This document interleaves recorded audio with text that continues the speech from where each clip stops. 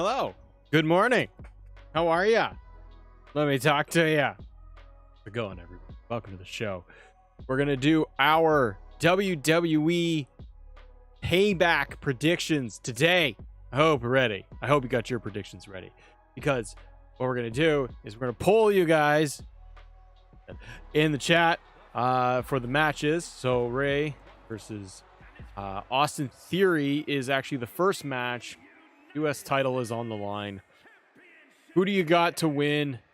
I got it in the chat for the poll right now. So Austin Theory versus Rey Mysterio is an interesting one because there's like no story. This is simply like a rematch for Austin Theory to be able to reclaim his United States Championship that he lost to Austin Theory on SmackDown. Hit it up in the poll, guys. What do you guys think? How are you doing today? And James McMillan, look at that beautiful AWO logo he's got next to his name. James has been a long time member. Thank you, buddy. Rey Mysterio kind of won this thing, and Santos Escobar is in the mix. I'm not too sure what they're going to do with this here because I don't know if Austin Theory is going to win this, but I wouldn't put it past WWE to put the belt back on Austin Theory so that they could then get to what I think Ito Shiki said. And I agree, LA Knight. So one of the two things could kind of happen here. I feel like either Santos Escobar is going to get involved, and there's a tag team match on SmackDown that's happening, which could tee up some deception. Either the LWO gets involved and costs Rey the belt, which sets up Rey versus Santos as a whole thing, which could get them all the way to like Survivor Series maybe, and just a whole LWO implosion. They could do that. Oh, I like that. Rey holding the belt like that. That's a cool motion. So yeah, I think either they go with LWO and Santos costing Rey the belt, or which could then get into then Austin Theory gets the crap win, right? And gets his US title back. A straight up one-on-one Rey versus Austin Theory, Rey retains. I like the LWO DJ as well, but I do feel like, what are you going to do with Santos Escobar? He's just Rey's lover. Like, he loves Rey. And Santos is better as a heel. Yeah, and Crash, I think it would also help LWO, to be honest. I think LWO is great, but I don't feel like they got enough. They have any heat. And when they brought in Rey as kind of like the pseudo leader type of deal, like they don't really focus on LWO. And I think that's a shame. I think they need to heat those guys up, especially Santos. So I don't really know. Either you have Santos costs Rey the belt, which is very quick, but maybe that's where they want to be able to just easily get this story moving, where they're like, we want to get Santos as a heel, and this is how we can do it.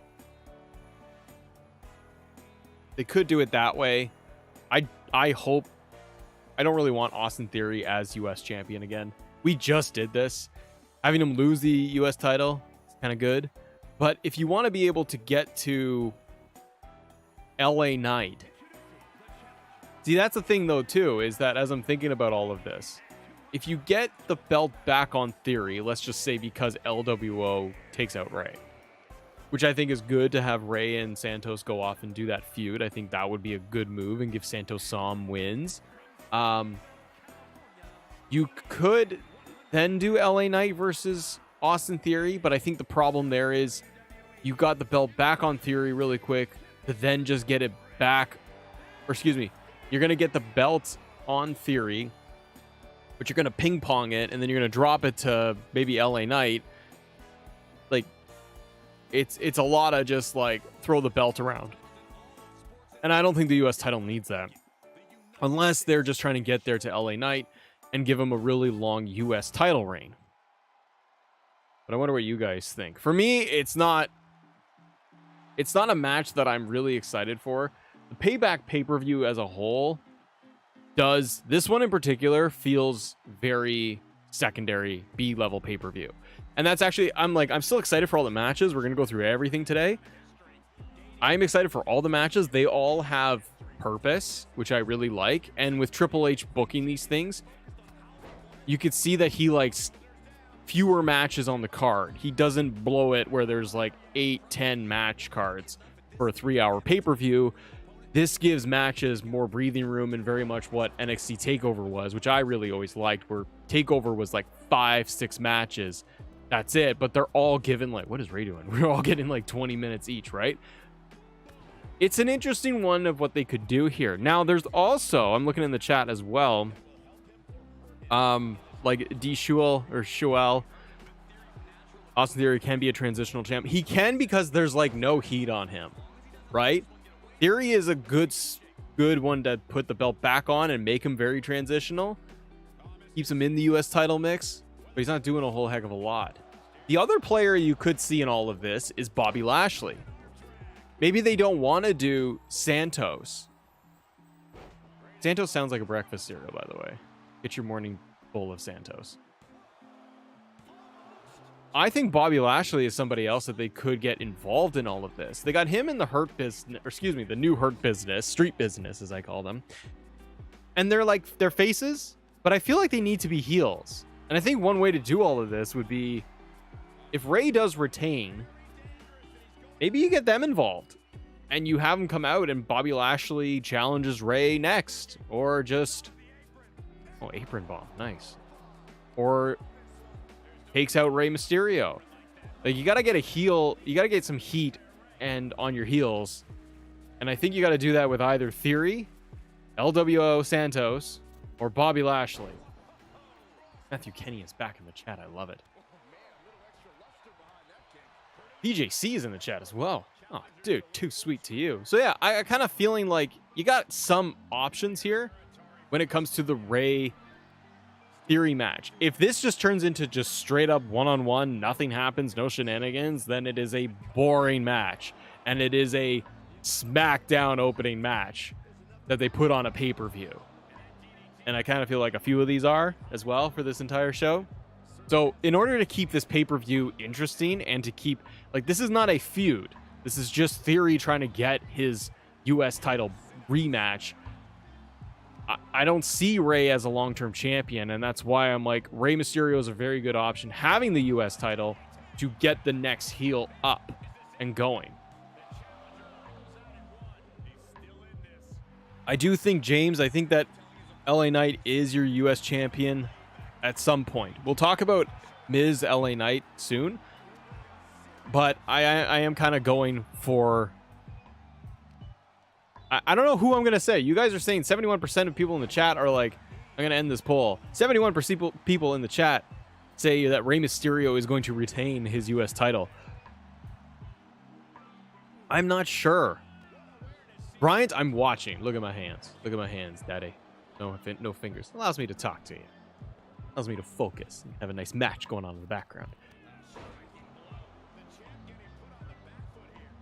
David Lee, good freaking morning to you too. So yeah, I'm kind of feeling like Ray could lose the US title, but due to interference, and Theory gets the stupid win. See, they have no problem like they've done with Theory in the past. They got no problem chucking the US title around Theory. Remember when he cashed in the US title, excuse me, and failed, but then the next pay-per-view, Survivor Series, he won a triple threat match and he won the US title. So they got no problems doing all of this. So that makes me think that when they're trying to get to the next shows, which is like the live event in India, which is not televised, so it could just be a bunch of Payback matches. Then they roll into what? Is it Survivor Series is right after that? Let's take a look at WWE's schedule. Thank you guys so much for joining us here, by the way. Also, as a sidebar, as I'm looking up the WWE's schedule plays, the premium live events, CM Punk, AEW news, CM Punk looks like he is suspended. So is Jack Perry. And there is the possibility that CM Punk's quitting AEW. We could talk about that after our predictions if you guys want to as well. So looking at the actual pay-per-view card and what they're doing in the near future, we got Payback now. Then they got Superstar Spectacle. John Cena showing up for that one. NXT No Mercy, which I'm excited to watch. Fastlane. in Indiana in October. Crown Jewel, then Survivor Series. So I feel like you got a lot here with Payback. The Superstar Spectacle is a live event, so that doesn't count. Fastlane is in October, so you're literally a month apart. November the next month, and then end of November is Survivor Series. So with 1, 2, 3 pay-per-views to get to Survivor Series, I kind of feel like you're either going to build to LA Knight to get to Survivor Series and win the US title, but a cool thing they could mix it up with a lot of people in the US title scene is maybe have Austin Theory get the title here so that you're going to set up Santos Escobar Rey. You could do that way, and that would give them a few months of story. And you could mix in Austin Theory trying to get, well, he would have the belt. Austin Theory could still mix it up with Rey and Santos, maybe throw in LA Knight as well.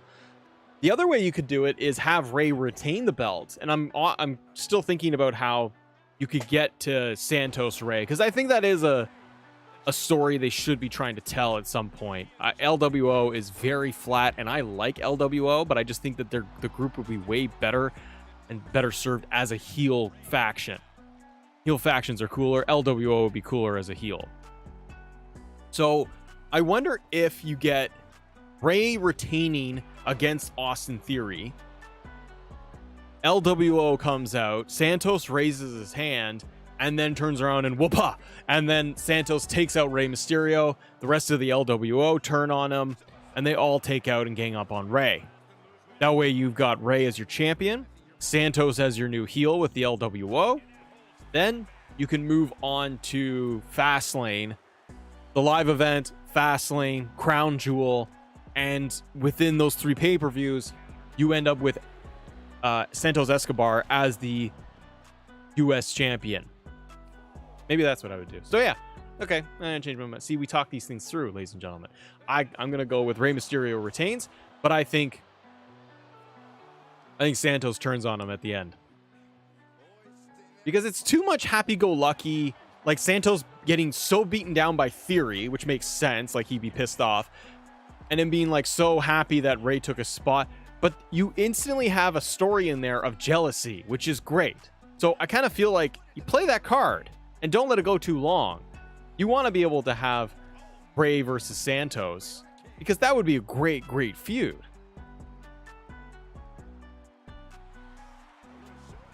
No coffee, Matt? No, man. I got my McDonald's coffee here. I'm good. What is happening? Is this a 10 count? Is he going to count him out? 10! Rey Mysterio retains via countout. Oh my goodness. So this is where I would have Santos come down the aisle. Smash Rey Mysterio. By the way, what I would like to see down the road, not that they will do this because of Judgment Day, Dom becomes new leader of LWO, a la Eddie Guerrero, and then feuds again with Rey.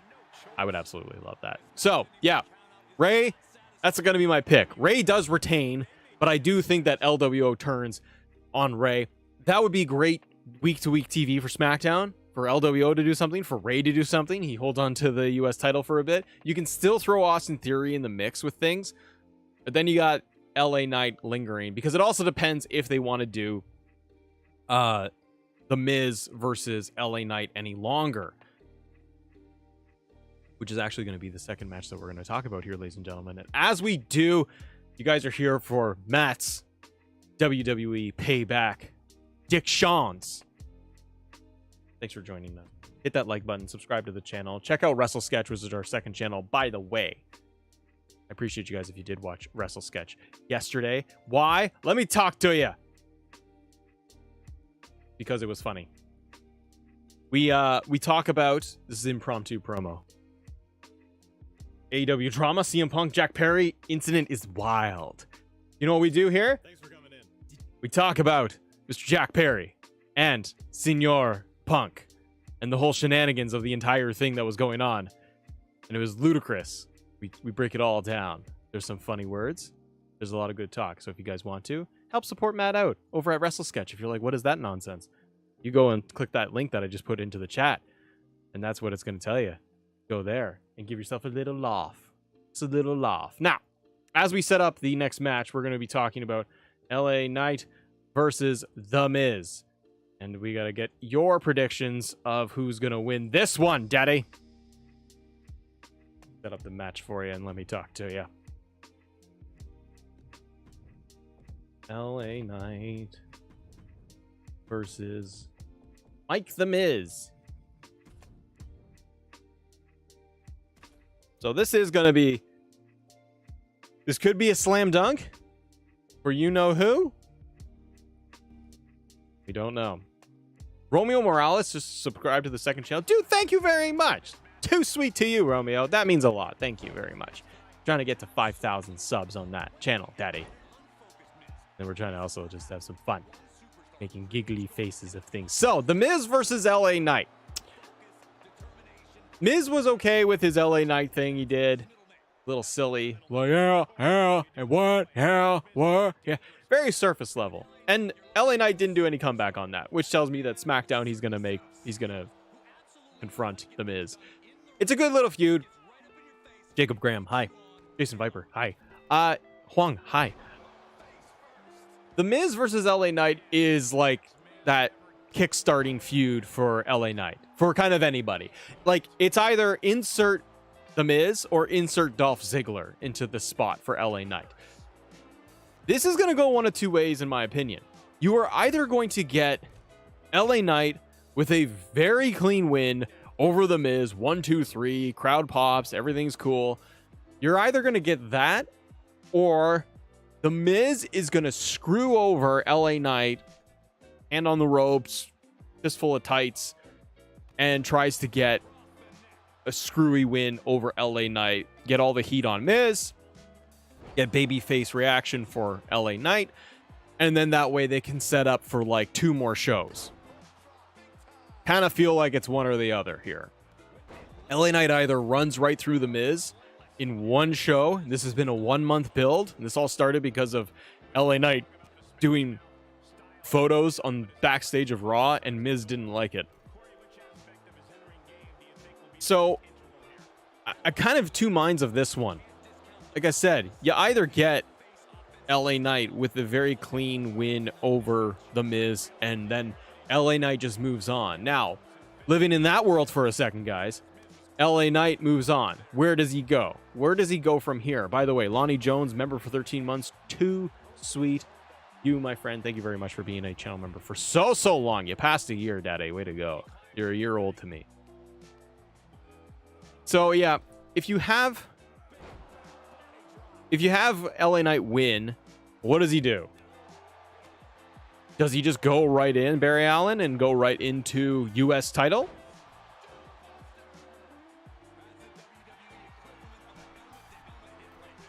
Guy Incognito? I should play that match. Doing payback predictions. Do you just get LA Knight moving right into SmackDown and going, I'm going for the U.S. title, yeah. But again, that's where it's like, what's the fallout of the U.S. title situation? Is it Ray retains? Well, you're not going to do LA Knight versus Ray because Ray will get booed. You could put it on Austin Theory.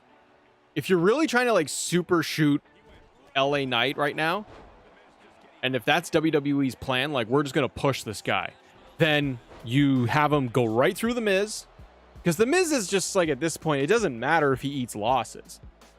It really doesn't. So you can have him just go through The Miz, and if Austin Theory does win the U.S. title, then because Santos interferes and that rolls Ray and Santos off into a whole thing, Austin Theory is left with the U.S. title with no one to fight. LA Knight has a clean win over The Miz. All you need is LA Knight to come out on SmackDown when Theory's talking about how he is the best U.S. champion. And then LA Knight just says, let me talk to you. And they challenge each other. And then at Fastlane or Survivor Series, probably Survivor Series, LA Knight gets the U.S. title. Something like that. So that's kind of like the easy road, I think. And if you're not getting anything with Austin Theory, then Austin Theory in himself like is a whole project WWE needs to go and fix and figure out, because he's gonzo. Like, Austin Theory has done nothing for months. It really doesn't even matter. Oh my god.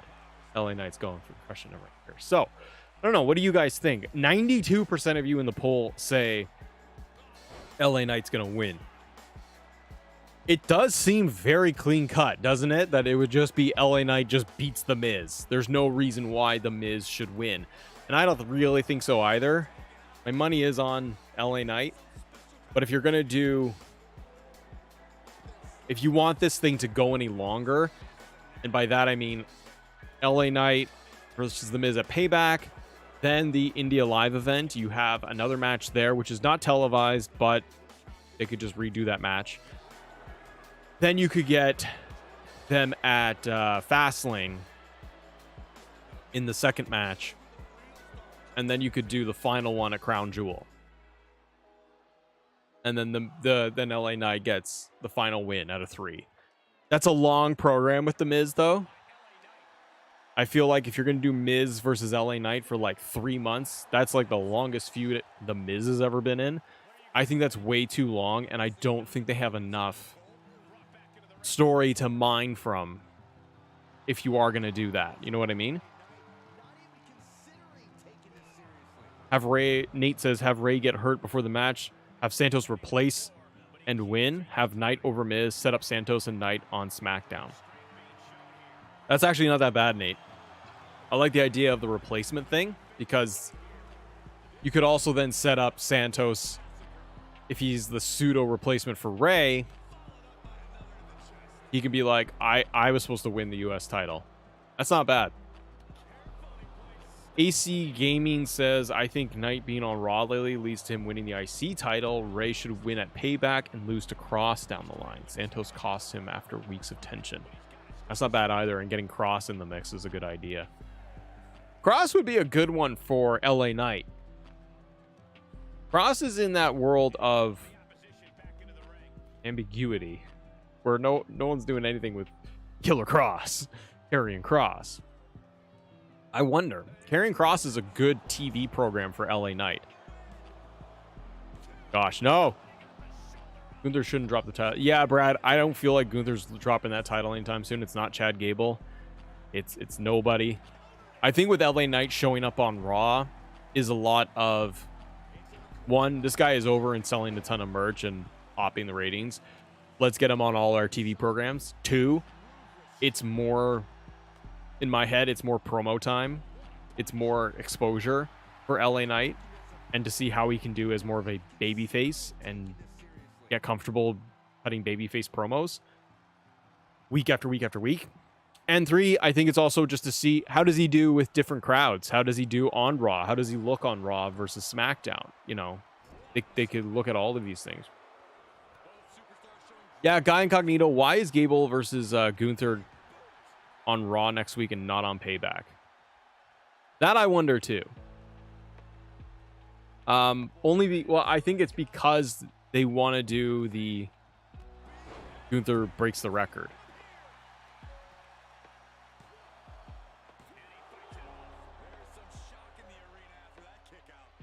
Yeah, Brad, the guy is totally over. So, yeah, this could go BFT, bang. It could go like this, and I really do suspect this is a 1-month program of Miz and LA Knight. I really do feel like you're just going to have him win. WWE is not going to overcomplicate things. I do see, James, that LA Knight being US champion or IC champion down the road is probably where they want to get to. But they're also not rushing it, which I do appreciate. You need LA Knight, as much as we just were like, give him the IC title, boom. Well, then what do you do from there? So I like that they are taking their time with him. But now is the time with LA Knight, if you're seeing him as a future bigger star than he is, get him the win over Miz, then he needs another program. And he needs something meatier. Like, this is like the first time LA Knight, he had the Bray Wyatt feud to kind of kick things off on main roster. But this is like his first, or I guess since Bray Wyatt, this is his second meaty feud, which is only about a month old. So I don't know what they're going to do with LA Knight, but I do suspect my vote would be that LA Knight wins. Nate, what do you think happens if to Kaiser and Vinci if Imperium breaks up? I think they will eventually break up. I see Kaiser being the guy. I think Gunther moves on from the IC title very soon by like the Rumble or WrestleMania. He's challenging for the World Heavyweight title. I could totally see that. And I could see them building up Kaiser. Match was 7 minutes, 6 seconds. There you go. Introduce a television championship. Goes between all shows. That'd be dope too. That would be sick. I would love a TV title. But I would turn it into the 24/7 title. The next thing they have on the card is going to be a Grayson Waller effect. Oh my god. No match here, ladies and gentlemen. Cody Rhodes to appear on the Grayson Waller effect. This is literally just to get Cody on the show. Not wrestling. Just get him on the show. The crowd could be like, we're coming and Cody's going to be there. So he's going to do the woe. Cody will be in a lovely suit. Going to say some things. Grayson Waller's going to talk him up all cheeky positively that he likes Mr. Rhodes. This is very random, Brad. This is very, very random. Because of this little segment they're going to do, this should lead to a match, should it not? And not even at Payback. I think Cody will just dump Grayson Waller with Crossroads. Nuno says Randy returns and RKOs everyone. Please, please let it be so. Something's got to happen here. King DC, maybe a return. Randy returning would be cool, but I feel like you got to do it in a bigger way than just Payback. I'm not sure what happens here other than Grayson Waller is eating a Crossroads. Like, why is this even happening?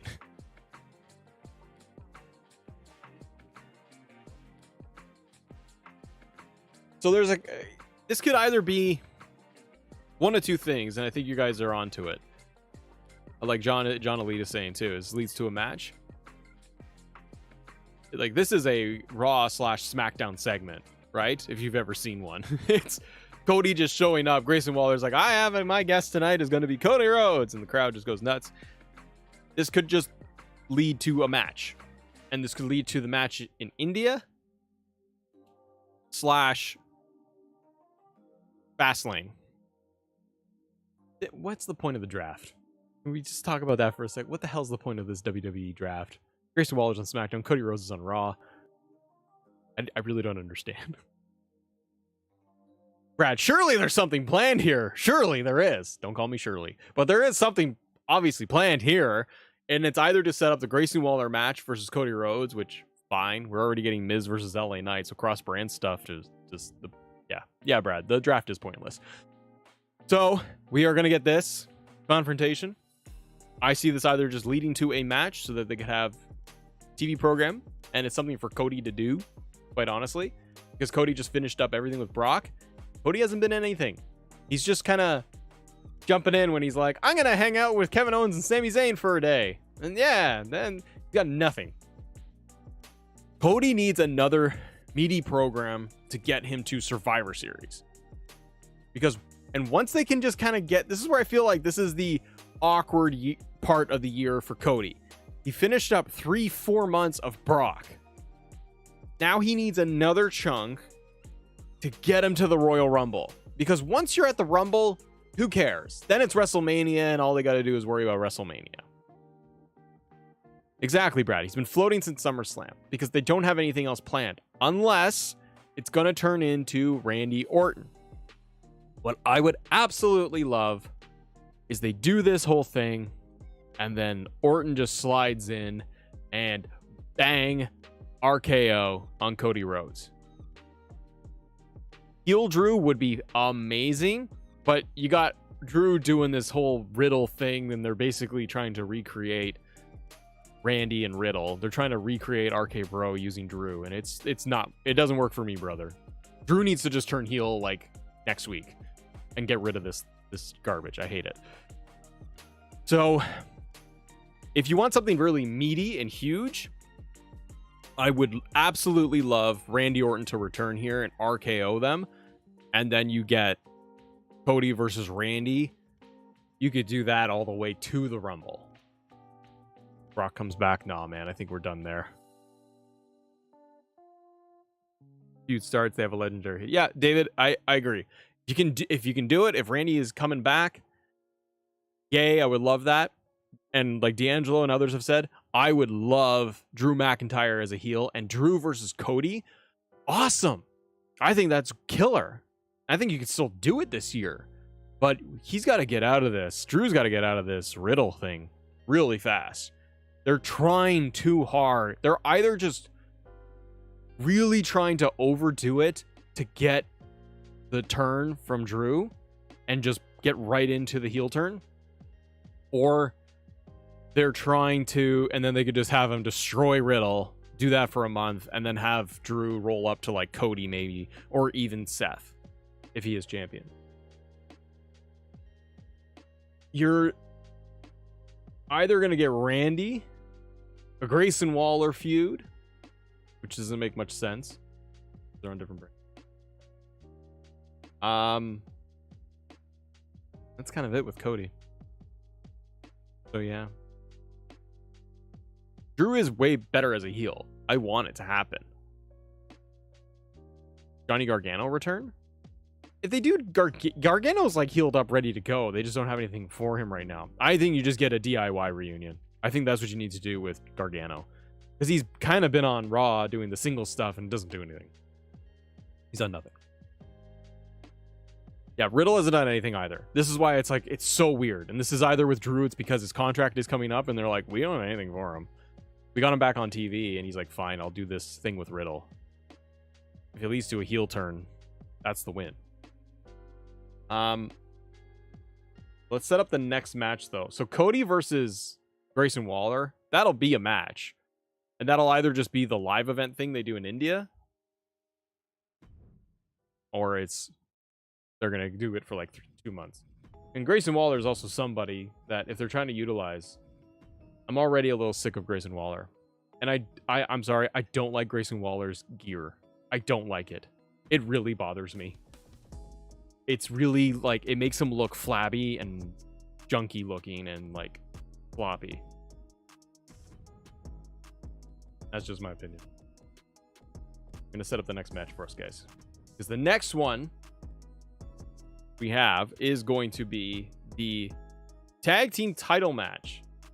The next one is going to be Kevin Owens, Sami Zayn, Finn Balor, Damian Priest going for tag team titles. Judgment Day. All day, every day.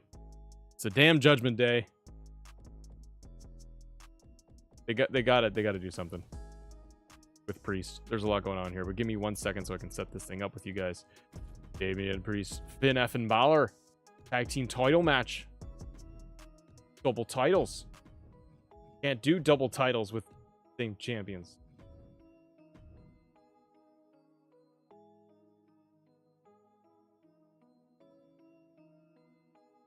GM, like, put him in, like, trunks or something. Long pants. I don't know. But Waller's gear doesn't work for me. All right. This one is interesting. I'll tell you why, brother. Kevin Owens, Sami Zayn's tag team title run since WrestleMania has been flat. They have not had a feud. Now, there's just been small injuries as of recent times. But since WrestleMania as a whole, Sami Zayn and KO haven't done anything. Remember they teased the whole Kevin Owens has an anger problem? They dropped that. I thought we were going to get like a whole like psychologist thing. They were going to do the skits. They didn't do any of it. They dropped that completely. Kevin Owens got injured and they never went back to it. Kevin Owens and Sami Zayn are awesome. And they're over with the crowd. But their story with Bloodline, there was a whole culmination of it. They should have won at Mania. They did. But it's that whole thing of like, well, now what? Like, we got the feel-good moment. The faces won. So, kind of like, what are we going to do now with Kevin Owens and Sami Zayn? Why is it glitching? If Owens and Zayn retain, what do they do next? More Imperium matches? Like, I don't understand what you're going to do if Kevin Owens and Sami Zayn retain the tag titles. It feels very bland to me.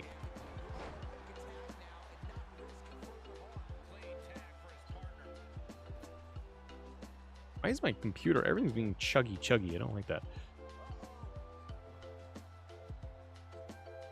Street Profits? Yeah, but again, it's like interbrand. I mean, I guess so, because they're undisputed tag champions. And Imperium could win the tag titles. I like to see Imperium win the tag titles, honestly, because because you got Gunther there. I think Imperium needs all those belts to really take them up a notch. Kaiser's also doing very good work. I think they should be tag champions. FBE says, I know people are sick of the Bloodline story, but this was the main thing. I stayed up all night to watch SmackDown at 3 a.m. Also, I watched the late Bray Wyatt storyline when he returned last year. Oh, cool, man. Question marks by mistake. Fair enough. So, Owen, for just a snippet here, Owens and Zayn, and I'll put up a poll for you guys too. Tag titles. Zayn. Judgment Day. Who's going to win? Judgment Day or Kevin Owens, Sami Zayn retaining? I think Kevin Owens, Sami Zayn retaining is boring. And I think they retain only if JD McDonough is going to get effing involved. Because you have Finn Balor, Damian Priest, and they are kind of colliding at this point, right? There's still tensions are still high. JD has been mixing it up in all of the matches now, where he's been getting involved and he's trying to help. So he's either gonna cost Finn and Priest the titles. JD is.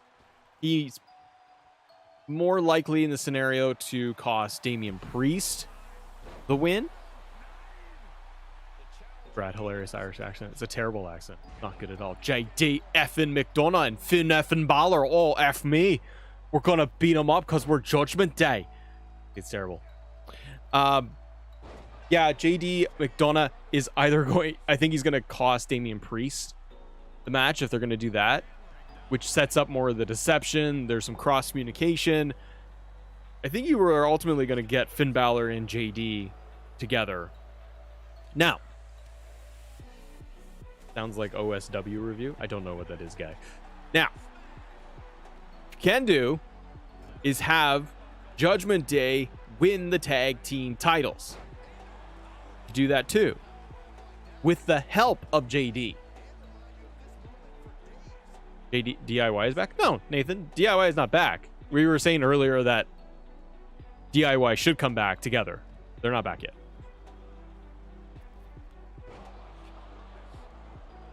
In VJC, I think Gunther becomes longest reigning champ. Now, I do think you could do it where Judgment Day wins. They win the tag team titles. Then Triple H give us new tag team title belts. Give us new, give us what the World Heavyweight title looks like, but for tag team version. Give that to Judgment Day. Then Judgment Day holds up all the gold, right? They have all the toys, minus the World Heavyweight title. But they get the tag titles off Kevin Owens, Sami Zayn. Then you have Finn Balor being able to say, bring in JD, and we're going to make JD the newest member of the Judgment Day. But by doing that, by having JD then allowed to be in the Judgment Day, it's going to rub Priest and Rhea and Dom the wrong way a little bit. But it's going to make Finn happy. And also Finn's going to be like, he helped us win the belts. And they're going to be like, yeah, it's hard to get mad at him, but we're still not too sure about this guy. So I can kind of see them doing that, where it is going to be Judgment Day wins the tag titles. I'd also like to see it. It looks great for Damian Priest holding up a belt and Money in the Bank. Triple H loves having factions, having all the gold. FBE says, is it me or not? After the Bloodline story ends, SmackDown will die because I don't see any other major feuds. FBE, I do kind of agree. They have a problem there where they're going to need to really heat something else up in order to get fans more invested in SmackDown. But Just because Bloodline story may not be there in full effect, if Roman's in there pretty consistently, I think it'll be okay.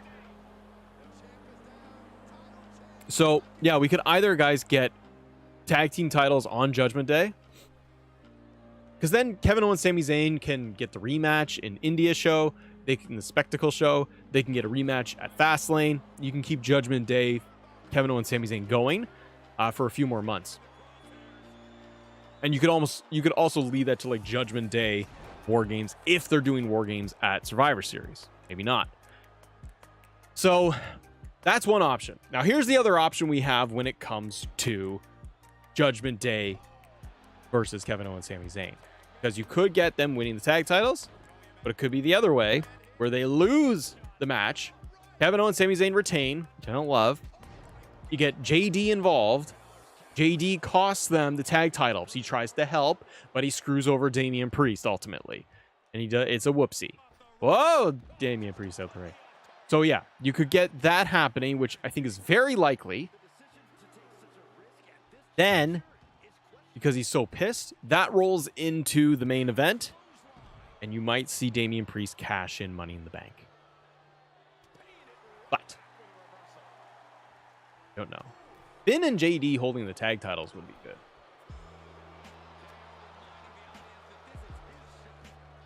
I'd like them to get JD officially in Judgment Day. And then they can come back around to Kevin Owens, Sami Zayn.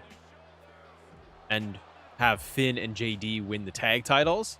And then the rest of Judgment Day doesn't like it much, but then they feel like they can't kick out JD because he's got a tag title with Finn.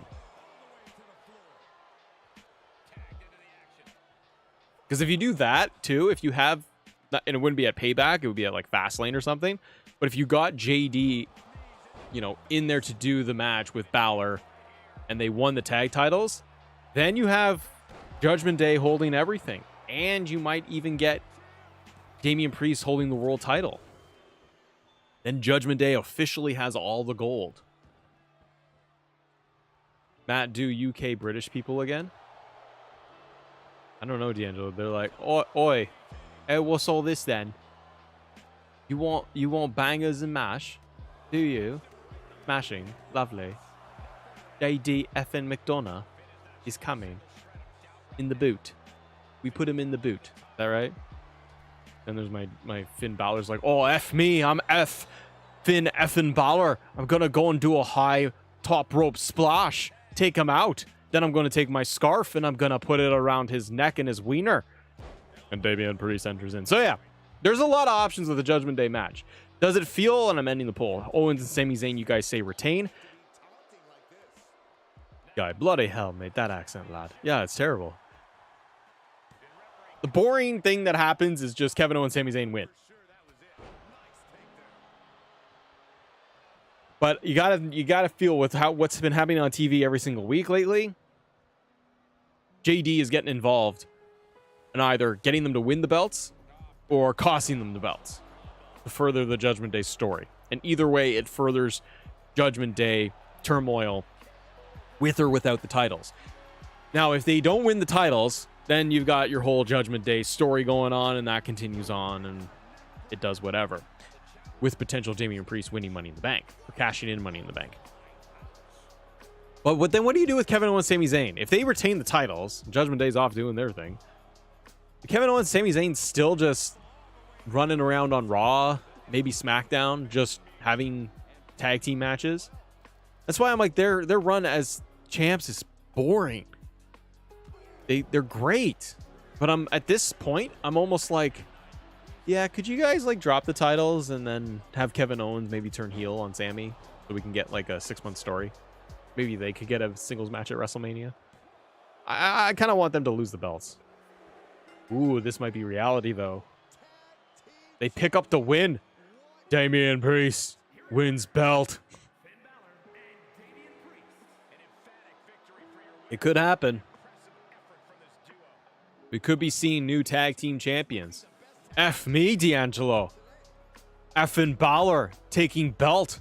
Now I'm going to go home and show JD that I've got a belt on me. Look how tiny my belt is for Damian Priest. It looks like an effing little Muppet toy.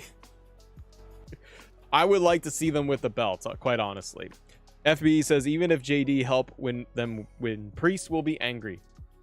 Yeah, and that's why it's intriguing too. So if you do have Judgment Day win the tag team titles, it could be with JD's help and Priest being like, I didn't want your help. I had, like, maybe he's like, I had this, I was gonna win, I didn't need your effing help. And then Finn Balor's like, F you, Damian Priest. We gotta love JD because he's so effing good. You don't even know. All right, the next one, guys, that we are gonna look at is going to be the Trish Stratus, Becky Lynch match finally happening. Steel cage should have been at SummerSlam, pushed it to now. Sure, fine. Set this thing up.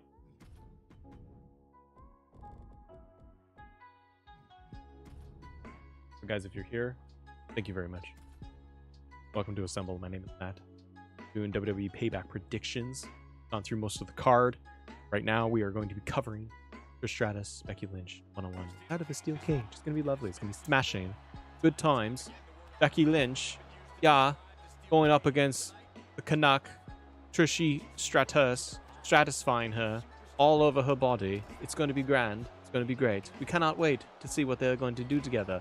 Smacky, smacky, in the clappy. All the good things, you know. So, let's put up a poll here, everybody. You heard me.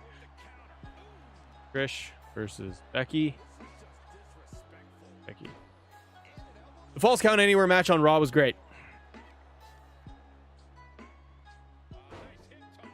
Ireland versus Canada. Oh, Lord, here we go. Let's go, Ireland. And the Canadian in me is just like, oh, yeah, let's go, away. You have annoying impressions. Thanks, Blakester. Yeah, I know. Yeah, Blakester, I know. You come in my chat and you hate when I do it. You're always like, please stop. Stop it. Stop it. Yeah, I'll stop when I feel like it. If I'm having a good time, it is. You don't have to be here. You can chill out and go home. Or you can just have a good time. Don't effing matter. Is this feud dead? I'm kind of done with it. Now, I will say this has been... It's been nice to see a very long story for Becky and for Trish. And I've really enjoyed Trish's heel run. I think her heel work has been great. I think she found a new, fresh character with this. Way better than a face. I think it has been good. I think this should have been done at SummerSlam. Because now I'm like, this is going on. They stretched it again. Like, we got that Falls Count Anywhere match on Raw. I was like, oh man, we are another month into this. But I think they've done a very, very good job. You sound like Sheamus when you do it? Probably. It's terrible no matter what we say. Face was kind of cringe on the mic. She's so much more natural as a heel. She is. Trish does have that. Trish is a little cringe on the mic. She doesn't have... The way she projects on the microphone, like Becky sounds like just smooth, face or heel. Becky sounds smooth. She can talk quickly. She can slow down. She can get aggressive. Trish has this almost nervousness when she speaks. Like, it's a little awkward sounding when she talks. It's just her high-pitched voice. I guess, JC, it could be. It's just me. It's little things where I'm like... But I do really like Trish as a heel. I think it's worked. They did, like, the broken nose gimmick. That's good layers to it. This should finally be over. Probably won't be. If it's WWE, they'll probably do the cage match in India. Then they'll probably do more later on. Now, this, I think you just get Becky wins. I think Zoe Stark tries to get involved. I think Zoe gets knocked off the cage. Gets taken out. She tries to interfere. Tries to slide in weapons to Trish. I think Zoe Stark is going to try to do whatever she can. One of two things could happen within this as well. I think ultimately, no matter what happens, what shenanigans go on, Becky Lynch is going to get 1, 2, 3, going to get the pin. And Becky's going to win this thing. And then it's going to end the feud. Because that's what has needed to happen. Here's what I think could happen. You guys are mentioning this in the chat. Shout out to Bryant Johnson over there. Lita return. Yes. That's what I've been waiting to see. And I think that's what they do here. And that would give the show for Payback a nice big boost and feel like a pretty big show. Have Lita return. You have Zoe Stark trying to do shenanigans with the cage, trying to slide in kendo sticks, throwing chairs in there, trying to do whatever. Zoe trying to do whatever she can to have Trish win. That's where I think you have Lita's music hit. Lita comes down. And then you have Lita take out Zoe Stark, which is easy. Lita doesn't have to take a bump. She doesn't have to do anything crazy. She can just simply go up to Zoe Stark, start smacking her with a kendo stick, maybe even chase her off, and then the two of them are out of there. Then you're going to have Becky go with the Bexploder, boom, and then she ends it, makes Trish tap out, or climbs the cage and exits, whatever it is. And then that way, Becky gets her final big victory, and you can have Becky and Lita hands raised at the end of the steel cage match, in the cage or at the top of the ramp, which would then probably set up Becky and Lita versus Trish and Zoe Stark, and they could do that at Fastlane. That's my big prediction, because you gotta come back to this Lita thing. Otherwise, I'm like, do you guys remember that Lita got taken out by Trish and like knocked her unconscious, and we haven't seen her since? And I think they are just saving it so that they could have that moment of when Becky finally defeats her, and then you get Becky and Lita back together again because Becky's a big fan of Lita, and then they could do the tag match, and you can actually run that tag team match a couple of times, right? Scott Bott, thank you very much for your super chat. I think Trish Becky match and Gable Gunther matches are to give Raw more sizzle. I think they feel like premium live events are going to be good regardless. Yeah, Scott, I don't disagree. I think they are giving Raw a little more sizzle here. I think they can see that with their premium live events that they're breaking records every single premium live event. So Payback will be sold out and it will do great numbers regardless right now of like the card being kind of weak. But yeah, I think that they're going to do that. FB says Joe Gacy mask is glowing now in 2K23. I heard FBE. I heard that with one of the recent updates. That's cool. So what's wrong with Lita? She cannot bump anymore. DJ, I think it's just like she can't do very much, so they don't have her bumping like crazy. Like she's not gonna do a moonsault off cage. Carlton Pittman, hello. Matt, can you do Finn and JD on Wrestle Sketch? D'Angelo, talk to me. What do you want? What do you want me to do? I'm happy to do it. I love doing the channel. I really do. So I'm always like, ooh, what could I do for an idea? I was gonna do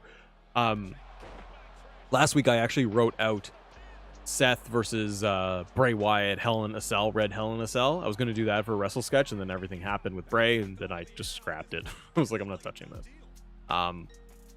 So yeah, and I did CM Punk and Jack Perry yesterday, because I was like, this is timely, and maybe it'll do okay.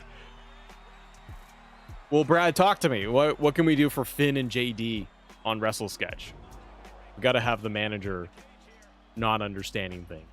There's something there. Like, that's what I'm always looking at. I'm like, there's something there that I could do that's entertaining, mildly entertaining. Who next year pay-per-view back 2024? I don't know. King DC, you see them holding out Becky, or you see them holding out Lita until WrestleMania? That's a long stretch. I like it. I'm not against it. That's a long road to wait to do like the tag team match. It's not a bad idea at all. Maybe incorporate Priest into it, a bickering segment or something. Brad, I'll sit on it. D'Angelo, I'll sit on it. How deep can your voice go to do Priest? Well, I'm not, Brad, I don't do like, I'm not going to pretend to be Damian Priest. The whole Wrestle Sketch is just the writer. Basically, it's the WWE writer and dealing with the dumbass manager who's aloof to anything. He'd be like, Damian Priest. You guys don't understand what the concept is. I don't play as Bruce Pritchard or wrestlers. It's just me. Two versions of me. Oh my God, Trish wins. No, it's over, JC. Oh my God, Trish wins. Angel says just do it. Brad, it's okay. Brad, if you would like, go watch Wrestle Sketch with the link. Cheap plug, but go check it out. I did like Jack Perry's CM Punk. It's 4 minutes long. Watch that, then you understand what it is. I don't play the actual wrestling characters. That would be insane. That'd be the worst thing in the world. It's already terrible. So Trish wins apparently, but you guys say 66% of you say that Becky is going to win. I do too. Plan to catch up after stream. Awesome, Brad. Thank you. I think they're fun because they're kind of like, you can watch them whatever. Like I did the Lockbox WrestleMania with Vince and Shane and Undertaker.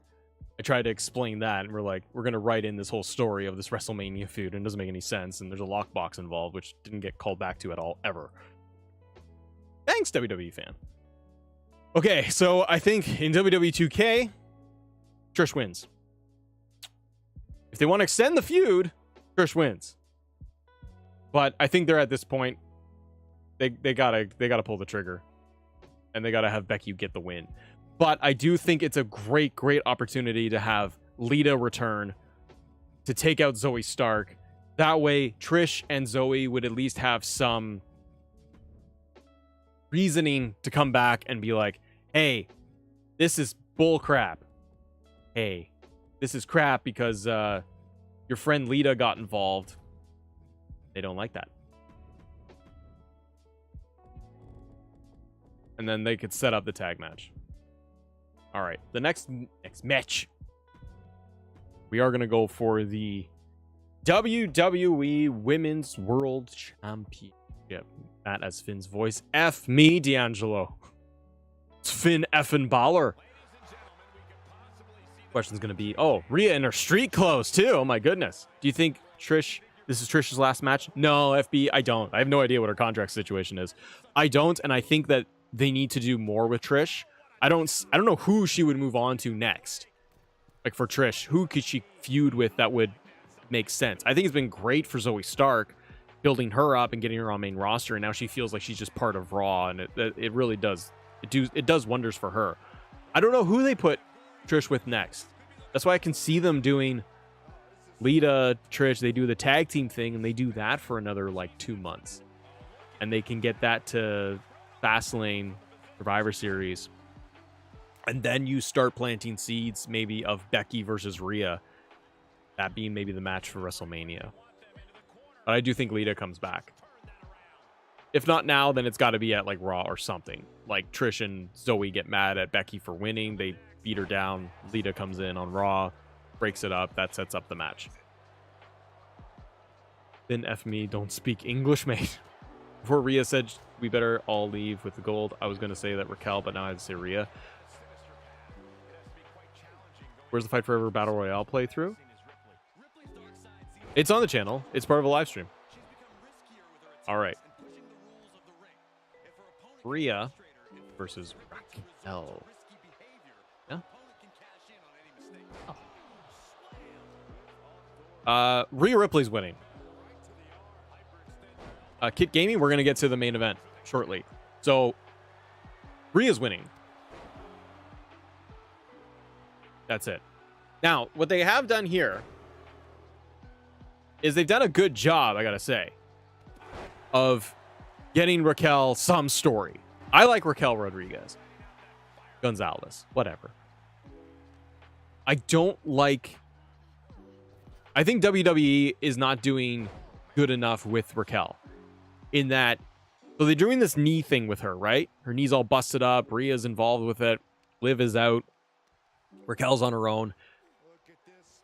We haven't gotten, unless I've missed it all, I haven't really gotten any like substantial promos from Raquel. This is a big moment for Raquel to get a title match, get a revenge on Rhea, win the belt, and I feel like it needs more. And that's why I'm like, Rhea's just going to beat her in 8 minutes. And I don't want that. I like Raquel to win. I think she is future champion. But I think they need to do a lot more to build her. And this is kind of like, why is Rhea wearing jeans? I don't know. I selected an attire. This is what I got. Because Rhea fights that way. She just comes out on her street gear. I feel like Io will lose the title very soon too. Yeah, FB it could be. Could possibly be. Is he streaming on Twitch? What? Me? I'm on YouTube right now. I'm not on Twitch. So I think that Rhea's got a... This is a great shot for Raquel to show off what she can do. Because anytime we can get Raquel in a bigger match, like her versus Ronda and things like that, I've always been impressed with Raquel's work. And she plays like the big dominant person in the match very well. So I'd like to see this be much more competitive. Rhea's whole thing after WrestleMania, she's had no opponents, and Rhea has had no storylines with anybody. She's done like 2 Natalya matches that were squashes. She beat Candice LeRae in the second. There's been nothing going on for Rhea where she's had competitive title matches or any feuds. Nothing. This is the first time this year that she is actually going to be put to the test a little bit more. So I think Rhea still gets the win over Raquel. I think it's going to be just harder. It should be harder for Rhea to get the win here. It shouldn't just be that she just puts her in a riptide and it's over in 5 minutes. Justin, good to see you, buddy. Fortunately, EO is just a placeholder until they can figure out what they actually want to do on SmackDown. Kinda. So yeah, Rhea wins by countout. What the heck? Oh my god. So Rhea's going to win. I think Rhea retains. 81% of you say that Rhea's going to win. I feel like people are just trolling the whole voting system. I think Rhea wins as well. I don't see her... out of here. I don't see Rhea losing. Rhea's holding on to that women's world title all year long. I think she's holding it from Mania to Mania. Who's booking this? Vince? Yeah, of course. Goodar. Of course. So yeah, I think Rhea just wins. I like them to do a lot more with Raquel. The thing that bothers me with Raquel, it's WWE's thing. I hate her Tron. I don't like her music. There's nothing menacing. There's nothing that's like, ooh, Raquel is here. It's just... I'm like, I don't care. And she's got like her Tron, looks like she's a branch manager at TD Bank. Bothers me. She needs to have more attitude. Main event's gonna be interesting. Yeah, Rhea wins. Raquel's music is, it's like, it's not a wrestling theme song. Like, it doesn't, it's all smiling. She's like, and then, my back. A kicker in the back by or Rhea. Main event time.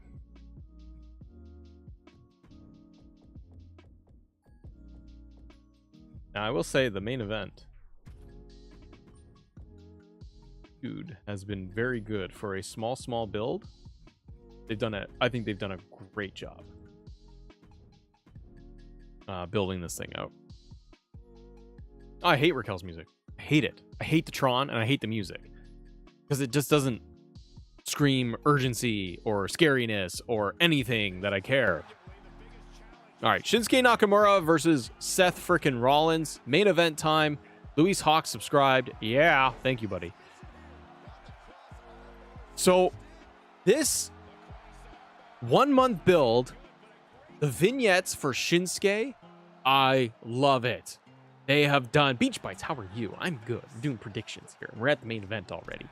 I love what they have done with Shinsuke's vignettes. I think that they have done wonders to build his character, to show that he is scary, menacing, that he can take down Seth Rollins. I love they're doing the translations for Shinsuke. It's so cinematic. It is done wonders for Shinsuke. He's scary. Everything they've done every week with Shinsuke has set it up to get you to think this guy can beat Seth Rollins. And Seth has also shown that he's kind of scared, that he's got problems, that his back is destroyed. And Shinsuke has been constantly saying, I am going to target and destroy his back. He feels like an anime villain? Exactly.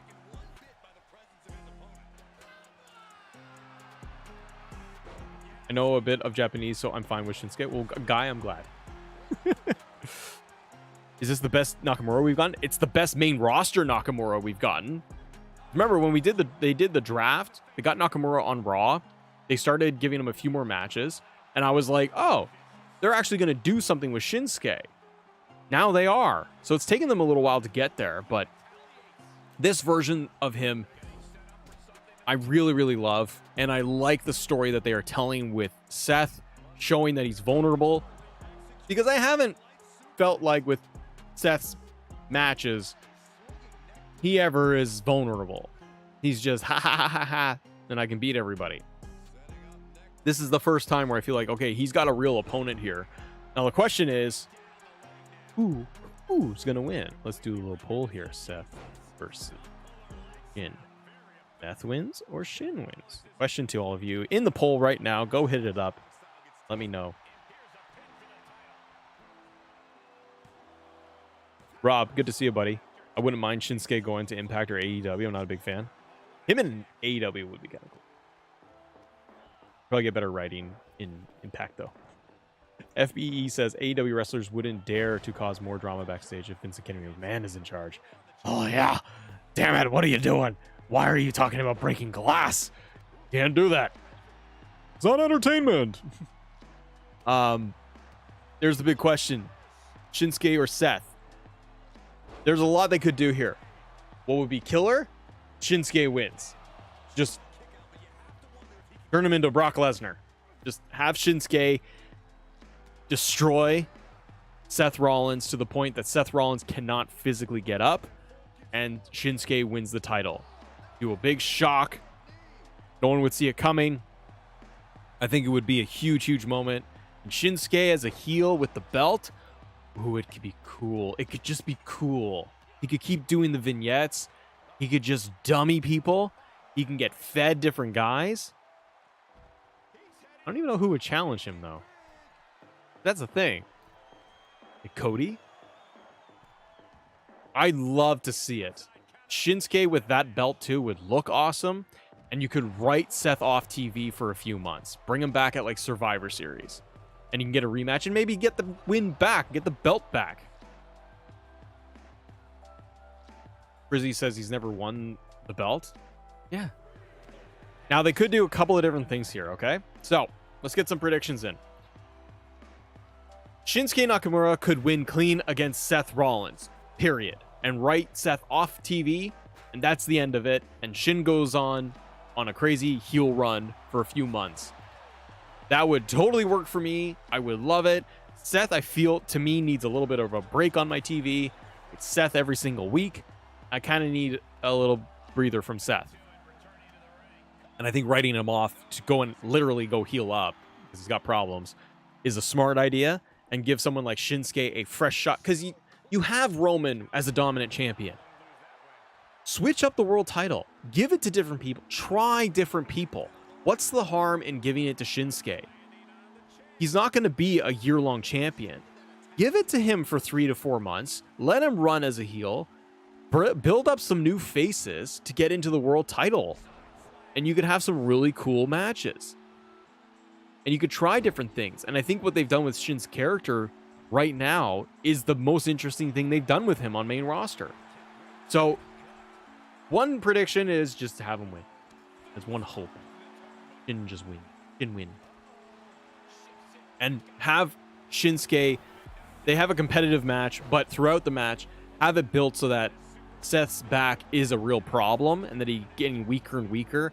And then Shinsuke just dummies him and takes full advantage and starts just destroying his back. To the point where, again, he can't get up. Shinsuke wins. Kinshasa. He wins. Now, the other option we could do here. We could have Shinsuke win the belt. And with everything that I just said that happens, Shin wins the title. Huge shock. He continues to destroy Seth Rollins and destroys his back. Almost like Bane in Batman. John Oxaxi or Oxaxi subscribed. Yeah. Thanks, John. So we could have that, and we could have Shin win. Then he destroys Seth Rollins after the match. He breaks him, and then breaks his back. And then Damian Priest comes down and cashes in and beats Shin. And Shin is a one-moment champion. Damian Priest cashes in and gets the belt off Shinsuke. Brock Lesnar's interest pyro was glitched if you haven't noticed already. I have not, Luca. I haven't noticed. I'll try to, maybe I can check it out on the stream today. When is WWE 24 coming? Manish? Oh my God, Seth wins. 24 is coming in March. So I think you could have Shinsuke win the belt. Then you have Damian Priest cash in and beat Shinsuke. Then you've got Damian Priest holding the World Heavyweight Championship, which could set up Shin versus Damian Priest in a rematch, Seth in a rematch, or just write Seth off TV. And I'm going to have a rematch right now. Blazer says 651 for this match. Yeah, a little quick. Lath says, what's the price for 24? I would just Google it, my friend. I'll give you the best price. I don't know what it is.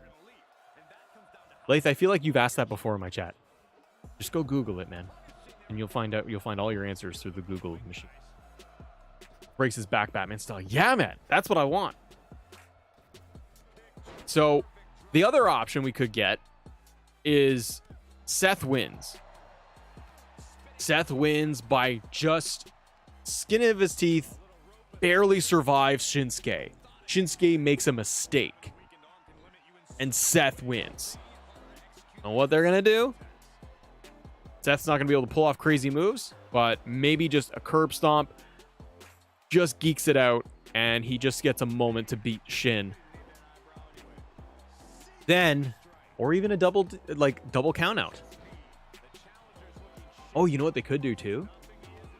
You could have Shinsuke doesn't break the 5 count.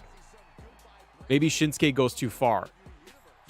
Maybe Shinsuke gets himself disqualified because he's just starting to beat up Seth really badly. So the ref calls the match off. Seth retains his title.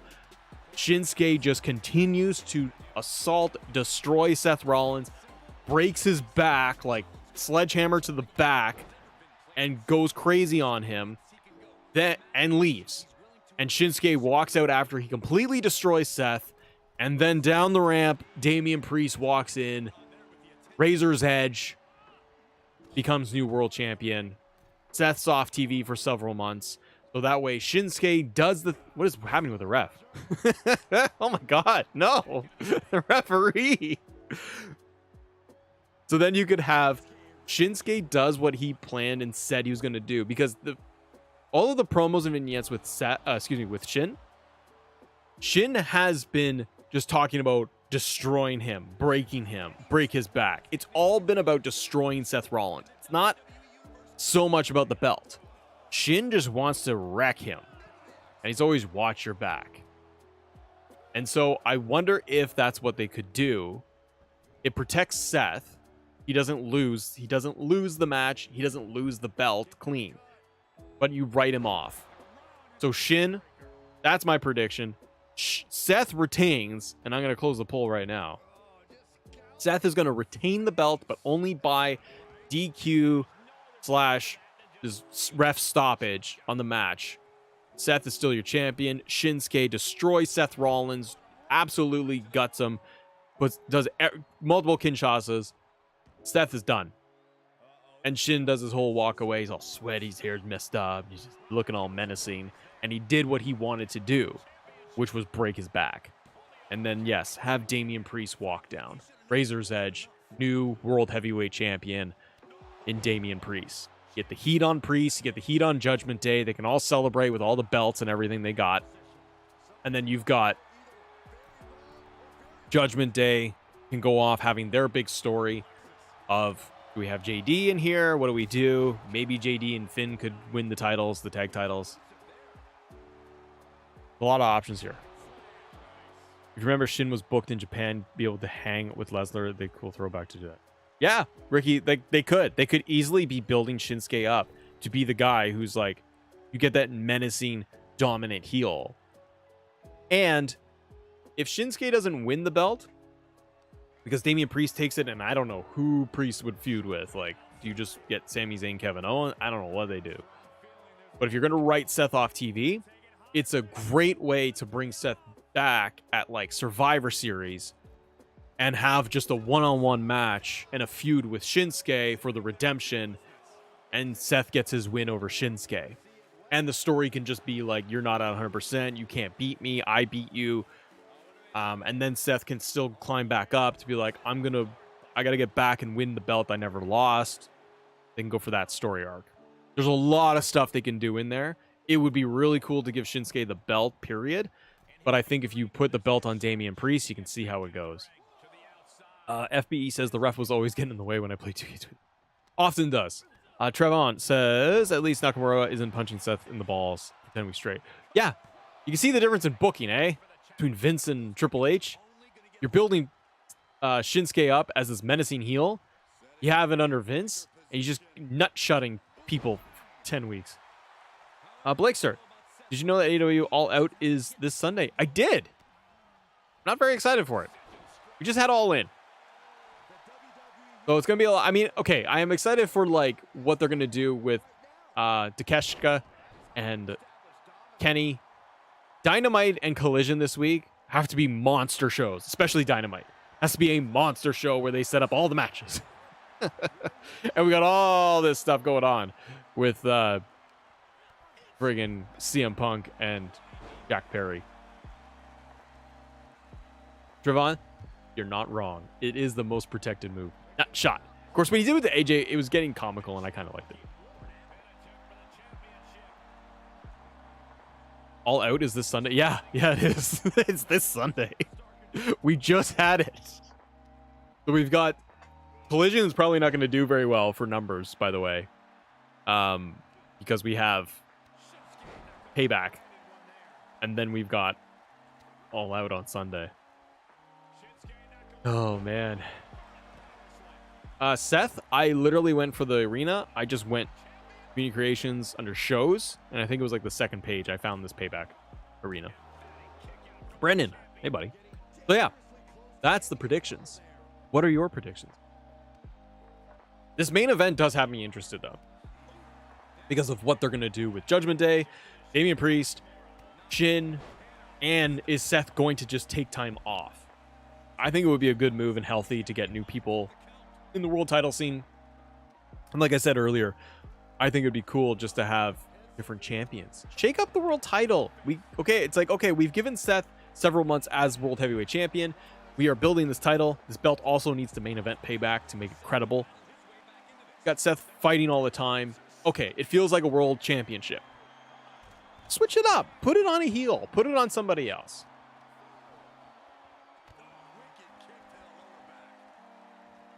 Seth, you just asked this twice, and I already answered you. Go to Community Creations, under shows, and look at the second tab for the Payback pay-per-view. It's in there. Just search for one. I don't know what it was.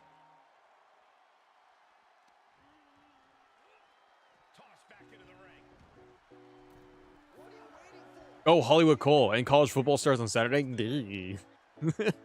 Your boy Dougie, what's up? You just woke up? Good morning. Lars, goodbye. That Seth is jacked? Yeah, man. Like, prime Seth Rollins. 1, 2. This match is way better than the first match. I would like to see Seth drop the belt. Shinsuke win. Have a rematch. Couple months down the road. Seth gets the big pop for the return. Maybe hold Seth off until like Royal Rumble. I feel like Raw would need Seth Rollins. You need big faces there. But you have Cody. You could do Cody versus Nakamura for the World Heavyweight title. You could do Cody versus Damian Priest for the World title. That way you can get Judgment Day versus Cody.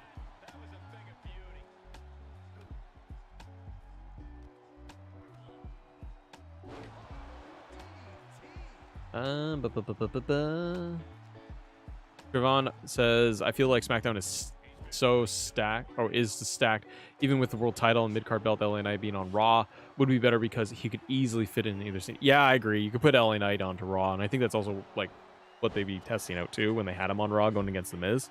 See how he does on the other show. FBE says, still waiting for The Rock versus Roman match, but I don't think it will happen. I feel like they're still holding out hope.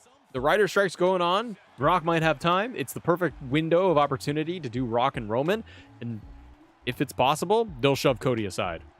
They'll just be like, Cody, go fight for the world title against Seth or something. Go do that. We'll give you your Roman match in a year or something. Finish the story then. Going on too long. If they have an opportunity to do Rock versus Roman Reigns, they're going to do it. God, top rope. Curb stomp. Seth Rollins wins again. Odyssey Jones is there's the question. It's like Veer is coming. Like where is Odyssey Jones? Seth frickin' Rollins retains, but this is where I would see Shinsuke destroy him, and then Damian Priest does that. Lars says just lost a lot of subscribers. Who? You or me?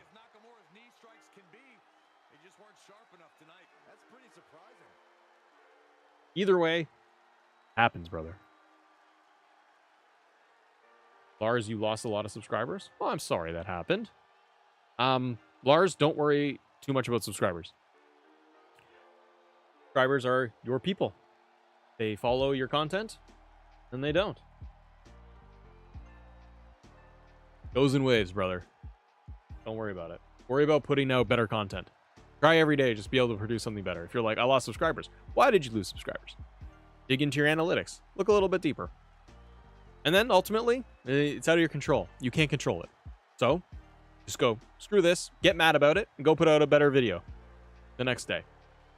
And then feel good about that. Stuff grows. Lars, I'll tell you too, I put out content, I literally will put out a video, and the second it goes live, I'll lose subscribers. And then at the end of the day, you gain a couple and you lose a couple. It just goes up and down. Nothing you can do. Felt like you did a poor video or got bad feedback or reception, or you lost subscribers or a substantial amount, get mad about it and go do better. So yeah, there's our WWE Payback predictions. It's gonna be a fun show. I think WWE will still have a fun show. Then F me, don't speak English, mate. DJ return at Payback? No, Kit, because there's no bloodline. There is no bloodline happening at Payback, and it's kind of refreshing. We need a break. You want these stories to do well. You want the bloodline to do stuff. You need a break from it, so that people have an opportunity to miss it. You have it every single week, all the time. You're gonna run thin on how you're gonna pitch this thing. It has the potential to be getting boring and repetitive. So they did this whole Jay quits. They haven't come back to it, really. They'll start touching it after Payback. FBE, Roman versus The Rock. WrestleMania 40 wins then. Cody, Backlash, lose the title. Also, Backlash is the last rumored pay-per-view for Roman before he leaves. Interesting. Do you think that they would just drop the belt at a Backlash? I've been on vacation. That's why I lost my subscribers. Ah, Lars. See, that does happen. Yep. That's the game of YouTube. But you'll crank it back up. And the other thing you can do, if time permits for yourself and your schedule, is pre-produce content. If you're worried next time, if you're like, okay, I don't want to lose, subscribers or momentum, then pre-film some content and have it scheduled to go out while you're away. Try to put out at least one video while you're away. I've put out content all the time when I'm away. I went to Disney with my family and I put out 3 or 4 videos. Nearly killed me. Because I had to make the videos ahead of time, plus the regular weekly content, plus live streams. It was a lot. But it was one video like every other day, like Monday, Wednesday, Saturday. I had videos coming out. So you kind of keep it going best you can. But then even then, I'm like, that was so stressful. I was like, I don't want to do that next time. Oh, no. Well, Trevon, I went to Florida last year. I know there's the giant hurricane right now. It's terrible. I went to Florida. This was last year. Was it last year? Yeah. I went to Disney last year. And I was in a hurricane then. When we stayed at this big hotel and off Disney. And there was a giant hurricane that came through. We actually had a guy, remember, we went to the front desk and we were told the guy, like, we were supposed to go home, go on the airplane. The airports were shut down. We went to the front desk and we were like, we're basically stranded. The guy was nice though. And he was like, yeah, I'll let you guys stay for like next to nothing for an extra 2-3 days. The hurricane was at Disneyland. Well, it's not JC. It wasn't like literally just the park of Disney. It was Florida had a hurricane last year. What's up with that? Panda, hi. Shouldn't be a good way to bridge international fans too. The waves we felt across AEW, New Japan, and Impact. It's true, Ricky. Yeah. I would like to see that. I'd like to see him win. Yeah, Nathan, the Bloodline story, it's getting a little repetitive. I'm not a crazy big fan anymore. I wanna see things shaken up a little bit, right? Able to have something else to see. Kind of bummed the India pay-per-view isn't good. I know, Tremont. I wish they were gonna broadcast. You'd think they would do that. Put it on the network. I don't know why they wouldn't film that thing. That's a monster of a show, and it might just be repetitive Payback matches, but play them anyways. People just will watch more. And again, it's like, it's just more. You don't have to do crazy advertising of like WWE present. Just post it on Twitter or something and just be like, hey, this is this show that we're doing, and we're actually going to post it on the network to watch even afterwards, and have it edited. And it's just more content for people to watch. Now, we're not going to get it. Matt, just try to do Finn voice on Wrestle Sketch. Can, but again, what's the video? The suggestion is Finn Balor, JD McDonough for a Wrestle Sketch video. I don't know what the video would be about, other than you guys just want to hear me just go F me. Like, doesn't make any sense. Oh man. So we got the Payback predictions in the can. Yay.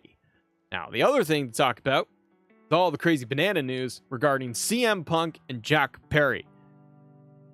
What the hell is going on? Because it's getting a little silly. CM Punk and Jack Perry. Sounds like Punk. The latest thing is that the reports of Punk threatening to just quit altogether. I'm so mad. Tony Khan's be like, oh, we're gonna have a great show. Punk, we're gonna have a great show. It's gonna be great. It's gonna be fantastic. Just don't get mad. Stop getting mad. Reports CM Punk confronting Tony Khan in heated, intense situation is apparently what's going on. There was also the thing about Miro confronting Punk. People were taking that as like literal. The more reports came out that it was more like Miro afterwards was kind of joking with Punk of like, hey, you want to step outside and fight? And Punk joking back with him about it. They're just, yeah, having fun. It wasn't Miro attacking Punk after. WrestleTalk says it's now a situation where CM Punk confronted AEW president Tony Khan in a heated, intense situation. Punk got involved in an altercation with Jack Perry backstage at All In, which is really too bad because it's overshadowing All In, just like it happened with All Out last year. Fantastic show. Nobody talked about the matches. Everyone talked about All Out in the media scrum. Muffin Gate. Now it's going to be this one again with All In. They're not talking about All In. They're talking about CM Punk. Wade Keller from PW Torch is reporting the following. Punk confronted Tony Khan in his locker room in what has been characterized as a heated, intense manner, and at one point, according to 3 sources who have heard about the situation, told Khan he quit and chewed out Khan with harsh phrasing. I love that it's like they can't get specifics of what they said, but they can tell you that it was harsh phrasing. We're all in, brother. House of Wrestling also added that they heard Punk said he, quote, felt like he was working in a zoo. But there are also other interpretations of what was exchanged. Could have been a zoo, could have been a 7-Eleven. We don't really know. PW Torch sources said the Khan's incident happened before the Perry What? Sources said that the Khan incident happened before the Perry altercation. Oh, God. Oh, no. That's so worse. That's so much worse. Sorry. That's so much worse to me that Punk went and apparently confronted Tony Khan before the Jack Perry thing happened. Oh my God. No wonder he would quit. Could that be over the travel? That he had to take the freaking train? So while not explicitly stated, it sounds like the Khan incident was likely prompted by Perry's comments about using the real glass during his match. So that would mean the Perry mid-match comment led to the Khan incident. Then the Perry altercation happened after Khan incident when Punk was already worked up. Yeah, that makes sense. Perry goes and says, real glass, cry me a river. Is it more like real glass? Yeah, because Perry talks with like his teeth are sucking on each other. This is real glass. Cry me a river. Jack effing Perry. People are like, oh no, Dylan's son is mad. So that would kind of make sense with timeline, right? Khan and Punk are backstage getting mad because Jack Perry during the match is calling him out. So Punk is going up next for his match against Joe. So Punk's there with Tony Khan and then turns around and he's like, dude. And then they start going at it. Plus the rumors of Punk's travel already getting messed up for All In. That's probably got him all worked up too. Then match ends. Punk's there. Jack comes through. Punk's like, we got a problem. He's already blown up at Tony Khan. But then there's the talk of like Tony Khan is sitting there and there was apparently the monitors hit Tony Khan. Like, if CM Punk if that was the timeline, you'd think Tony Khan would have been like, get out of here. But then again, he's got his match coming up next. So Tony Khan's got to get back on the monitors and start producing. Finish the hook match. So then Perry comes backstage. You get in his face. That's a whole bunch of shenanigans, man. Look, even if Punk wanted to make things right with everyone, no one will accept him again. He's done. It kind of feels that way. Towards my country, Independence Day. Can you wish us happy Independence Day? Habib, happy Independence Day. Enjoy yourself. Freedom. All is good words. Positivity, you, my friend. The Wild Not Explicitly said, Punk and Perry are both suspended by AEW, most likely, meaning Punk will almost definitely miss out on being in his hometown of Chicago for this week's Dynamite. It was reported earlier that AEW didn't contact Punk directly about a suspension, but he found out through his lawyer instead. Yeah. And reports have indicated that Samoa Joe played a big part in breaking up the Punk-Perry altercation just before he and Punk were set as... Yeah, it's probably because Joe's like, I got a match right now with you. Could you just get it together for 10 minutes? There have been last-minute discussions to change the match order. I heard about that they were trying to move the FTR Bucks match first. They said no. Then it was going with the Kenny Omega, the Golden Elite match. And they were like, sure, maybe. And then Joe was like, no, let's do this. That Joe Punk match went well. We didn't know any of that was happening until all this stuff went down until afterwards. Oh man, what a mess. Because it's dumb in Bush League. It's a little Bush League. Oh man.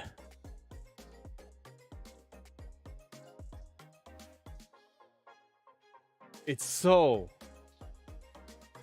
stupid. Just wrestle. But this is where I say it comes back to just Tony Khan. Get your shit together. Like, run your business better. Yeah, Kadar, why does it always involve CM Punk? Just get Tony Khan. Like, everyone's gonna be like, it's Jack Perry's fault, it's Punk's fault, it's both their faults. It's also Tony Khan's fault. It's all his fault as well. And he needs, like, if he suspended these guys and they're not on TV, I said this the other day on stream, I was like, Tony Khan should turn around to both these guys right now in front of everybody, or just go to the whole locker room and be like, so they're suspended, and I also fined each of them 10 grand for one, Jack Perry going off, during the broadcast and saying what he said to the camera, and then getting in the altercation. He was fined $10,000. Then CM Punk is not only also suspended, there's future repercussions, and I also fine him $10,000 for getting in the altercation up front. If anybody in my locker room goes off script, does not follow what the script is going to say, what the TV production is, what we have planned out, I'm going to fine you $10,000 on the spot. And just run your company. It's so ridiculous. This stuff keeps happening, and then they're all just chirping each other all the time. You got a problem? You got a problem with me? You got a problem? If I'm Tony Khan, I'd be like, get out. Just get out. Get out. Because long term, you don't need CM Punk in your company. You don't need him. And I like CM. I'm a CM Punk fan in terms of, like, just historically. I like his matches, and I like CM Punk the character. This is all just nonsense. And you took away from All In and whatever. No one is talking about, the coffin match. No one is talking about Saraya winning the women's title. No one's talking about Golden Elite and Takeshita. They're all FTR retaining and beating the Young Bucks. Great matches. Nobody's talking. How do you feel if you're a talent in AEW right now? You just did the biggest show of your entire career, possibly ever. You think some of those guys are ever going to get a moment like that again? Think of like Swerve. Unless he gets back in WWE, that could be the biggest match of that guy's career or anybody else. They've gone from like indie wrestling to broadcast TV with AEW, doing big shows and pay-per-views and arenas, to the biggest audience ever in wrestling at Wembley Stadium. And you're in a match and you're in the arena and you're doing all of that and you put on something you're proud of and you feel like you did a great job. And it's like the peak highlight of your entire career to that point. And then you go online or you look and nobody is talking about All In, the event. They're all talking about these two punks. No pun intended.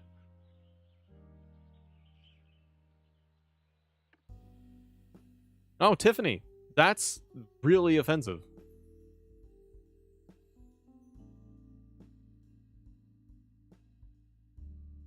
Yikes. AEW and All In was good. Can't wait for next year All In. Yeah, and it should be great. It's funny though, no one is talking about anything in the ring anymore. The AEW is all backstage drama. Yeah, it's all about like, okay, we need another. It's like, it feels like we need another headline. Got nothing bad happening. We need more things. Ozzy, what's up? We need more backstage drama. That'll get things going. Because yeah, now Dynamite will have great viewership. They should have very, very high viewership for Dynamite tonight. Because everyone's gonna be interested to see what the heck's gonna happen. CM Punk there? Is Tony Khan gonna address it like he did literally a year ago, almost to the day, where he had to get on camera and awkwardly say that these guys are all suspended?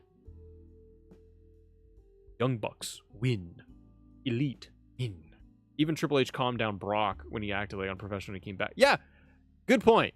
Brock Lesnar, the scariest man in the world of wrestling, or in the world period, with probably one of the biggest contracts, biggest pays ever. Vince McMahon stuff happened. Brock walked out of WWE. Just screw this. Because he can, because he's Brock Lesnar. And Triple H calmed him down and brought him back, like, same day. So many egos, and I think also it's just so much of Tony Khan not being the boss, being the one with the balls and putting his foot down, being like, none of you are above this. Like, that's where you need a Triple H / Vince McMahon. This is what happened also with WCW to an extent. You had guys with crazy contracts. You had guys like Hogan and Nash and Hall and everyone running around with giant guaranteed money, and back then could just do what they wanted. And this is a little bit different, but you have a guy like a Eric Bischoff or a Tony Khan who doesn't have a control on all of this, and who's not really putting their foot down to say, enough's enough. This is my show. Versus WWE, as everyone always says, it's run like a well-oiled machine. It's a business. Nobody does that to Vince, other than like Ultimate Warrior did and threatened to be like, I want more money or I'm not wrestling. And Vince is like, okay, I'll get your money. He wrestles, comes backstage, and he's like, I'll pay you and you're fired. And that's Ultimate Warrior when they were making money off of him. Like Vince, WWE, that's the big difference too, is that you don't hear about this stuff to like modern day as well with Triple H / Vince. People going backstage and getting into fights literally before, during another match, during the broadcast. Because WWE just be like, you're not bigger than the machine. WWE is the brand. And you're all, as Stone Cold would say, you're spokes in the wheel. You're a cog in the wheel.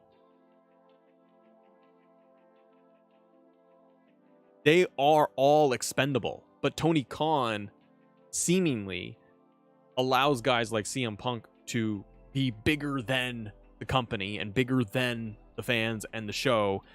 And as a result, you end up with this stuff. Where Tony Khan's going to be like, I don't give a crap who you are. You work for me.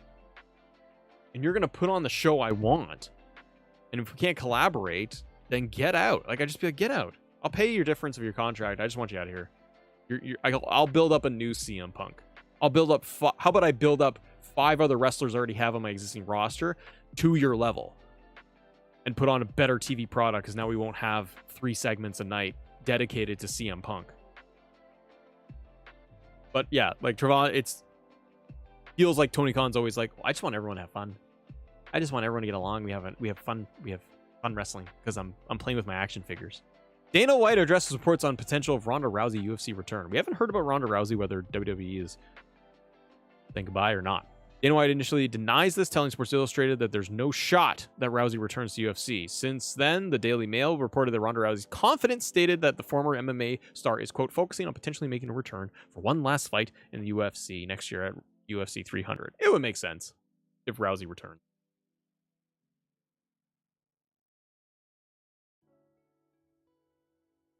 So yeah, the CM Punk saga continues. Dynamite's tonight. It's gonna be interesting, man. Tony Khan has Kenny Omega. Why does he need Punk?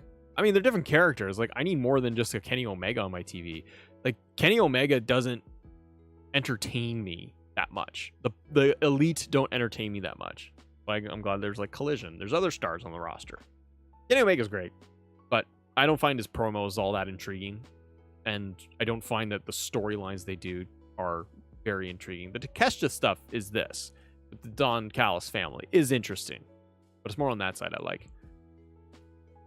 And it's that Punk is a draw. Yep. And I get it. Yeah, Punk is a bigger draw than Omega, like in the large scale of things. But we could also get more wrestlers built up. Give me Ricky Starks elevated even further. Get me Wardlow built again. You have so much talent. Put better longer women's matches on your card. For either show, or all the shows you have. Do 5 hours of TV. Oh boy. It's just a mess. It is just a mess, you guys. But it is. Oh, it is. And I want to thank you guys for joining us. We've done our WWE predictions. 2K with it. Today, we're going to see what else we can talk about. So I'm going to try and do video on whatchamacallit. Is it Ultra Pro Wrestling? Yeah. I'm going to try and do a video today if I got the energy in me. I'm going to do Ultra Pro Wrestling and cover that game. I put up videos since I'm a wrestling fan. If I get subscribers, cool. If I don't, oh well. Yeah, Mike, that's a good attitude to have. I'd rather see MJF over CM Punk, but that's just me. Hey, man, and MJF as a heel, or excuse me, as a face right now. Money. Keep building it. Brands, good to see you. GPS, good to see you. JPS, I should. MJF Punk would be good. I do see MJF going over. That's how you can build a bigger star. Yep. And if Punk has any more matches, just do the MJF one and get it over with. Roman Reigns has been Tribal Chief champion for 3 years now, officially. Beach Bites, I need new ideas for videos. We all do, buddy. It's the slog of August, September. It's tough. This time of year is it is tough. Gotta get creative. Because we don't have the new games yet. AEW Fight Forever is just to me. It is not something I'm pouncing for. They still haven't said when the new DLC is going to come out.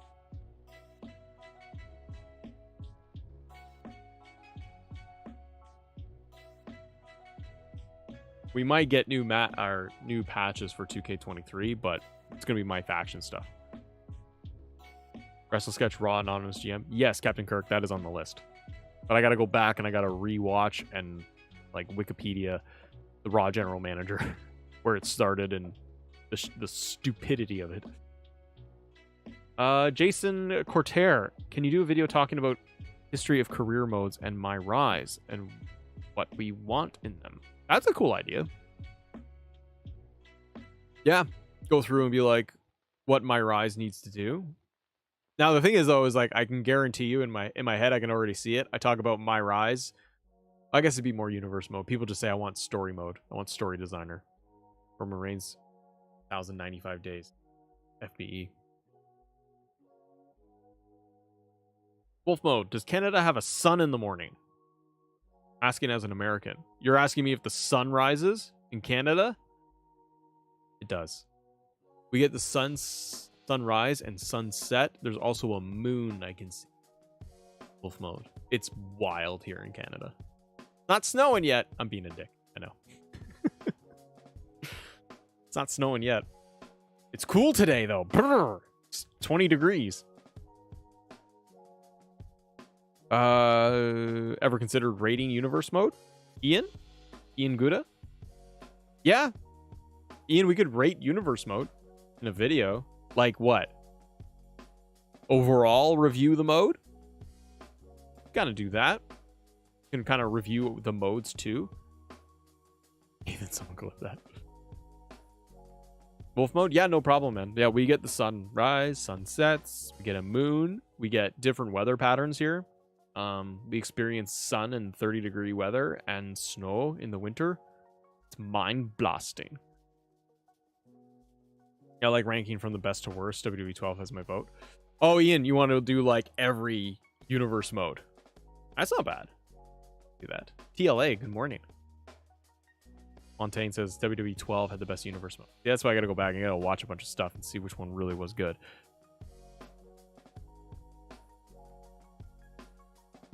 The problem is, it's like you get into like 2K 17, 18, 19, 20. Universe mode often just kind of blends together, doesn't it? And they just start doing little tweaks. Nothing crazy actually happens. That's kind of the problem too if you're going to rank them. But I wouldn't mind doing like even a review of this year. I also wanted, I know it's like late in the game. Beach Bites, here's ideas too. Stuff like one of the videos I'm going to do, I think this week. One of them is going to be the Bray Wyatt for my faction plus future DLC because people voted and it does sound like a video idea we could do. Also, we're probably going to do something on reviewing all the DLC and talking about the elite icon edition of the game and if it's worth it at this point. Now that we have everything, so we got some videos.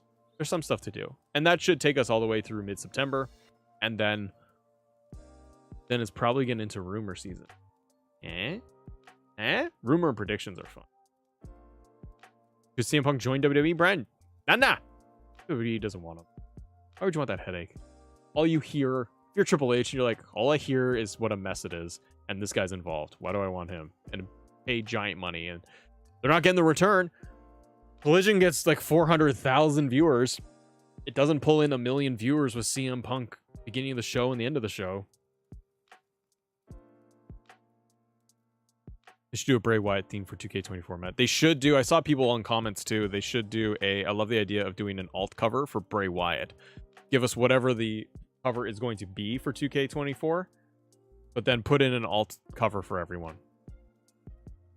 Give me wave on screen, please. Priyanshu Boxer? Hi. They should have got rid of Rampage. Yeah, I don't like Rampage.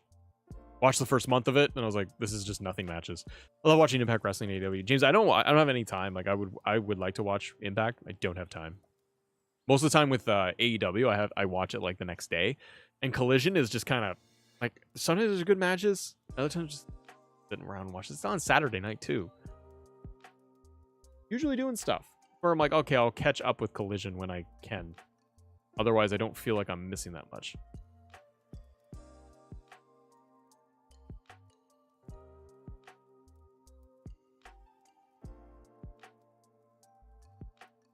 Where is there's some wrestlers out there like they're not even around. Like where's Xia Li?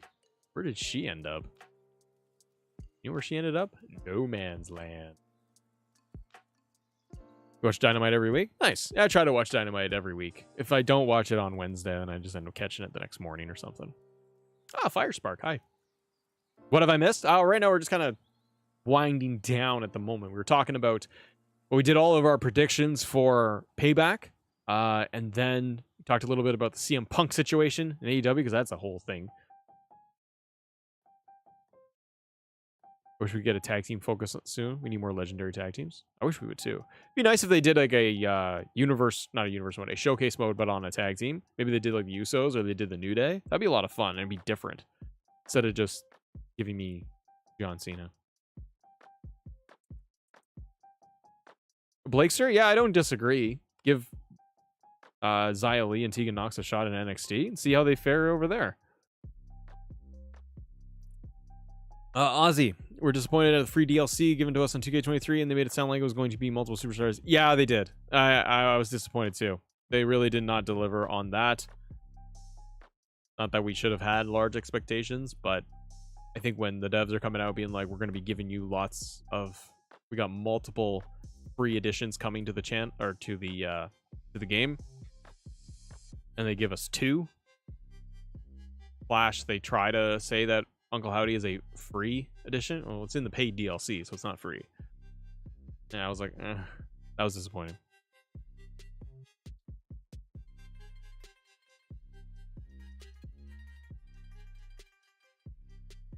Do. New fixes keep tag team matches from having so many pin breakups. Yeah, the balance in 2K with tag teams is quite wonky. It's not exactly pleasant. Do one more 2K match before we do head on out to the other side, ladies and gentlemen. Will they get rid of Rivalry System 24? I don't think they will, but they definitely need to improve it. It's not fun. Oh, my game froze. My WWE froze. Oh well. That's probably the end of that. Second game where I have to disband the tag team division universe mode. I haven't had much problem with my tag teams in universe mode lately, but I it's break. I meticulously went through all the tag divisions and the divisions itself and everything to make it work.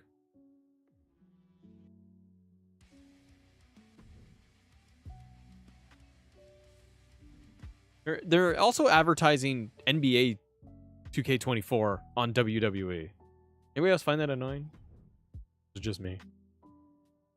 All right, one more match. Back in time a little bit. You know what? We'll do it at the WWE Live event. We're gonna do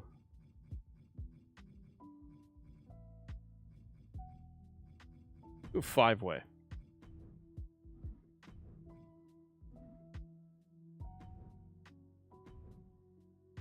Let's see.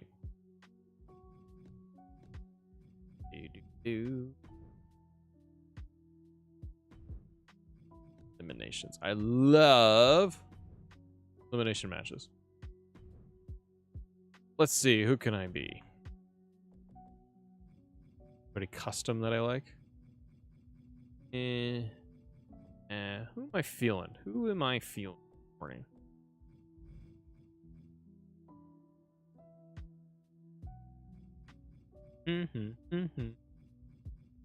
I'm gonna go with actually, I'll do Chad Gable. Let's mix it up a bit. Braun Breaker, yeah.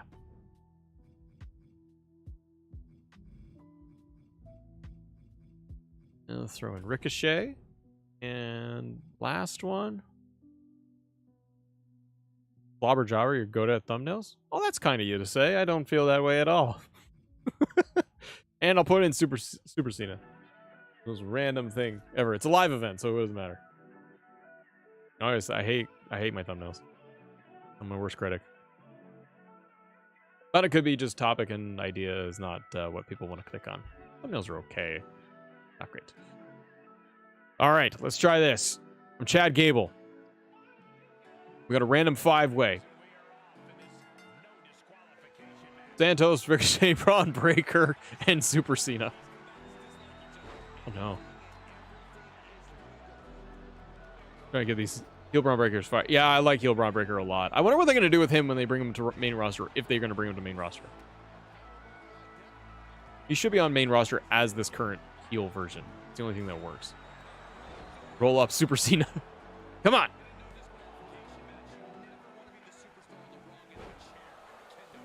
No. Santos.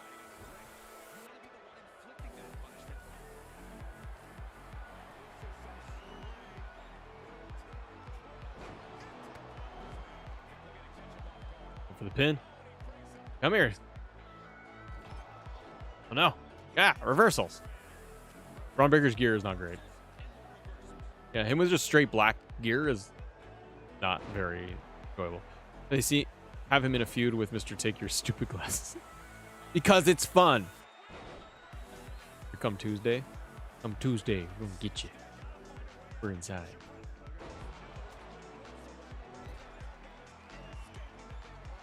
Uh-oh. Braun Breaker. No one's gonna get beat by Jay Shorty G. Ah! My knees!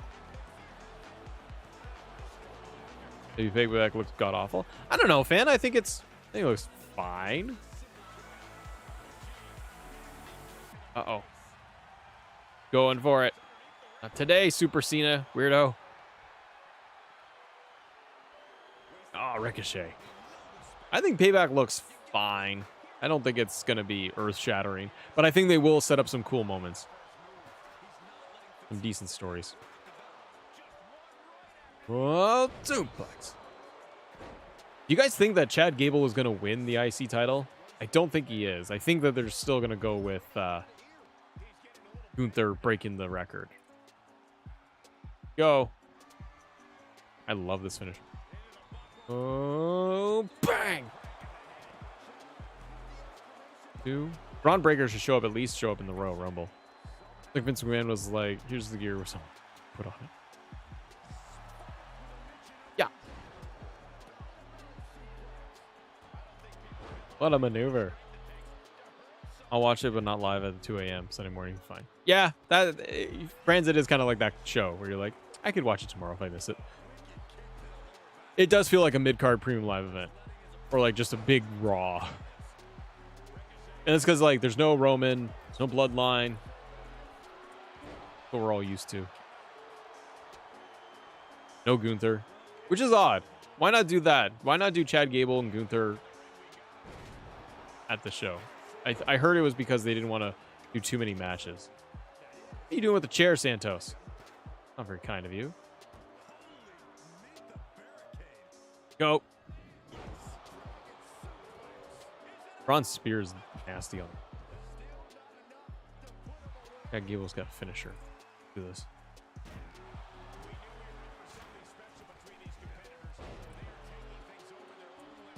Any advice on how I can make my thumbnails better? Jobber, I don't know what you're...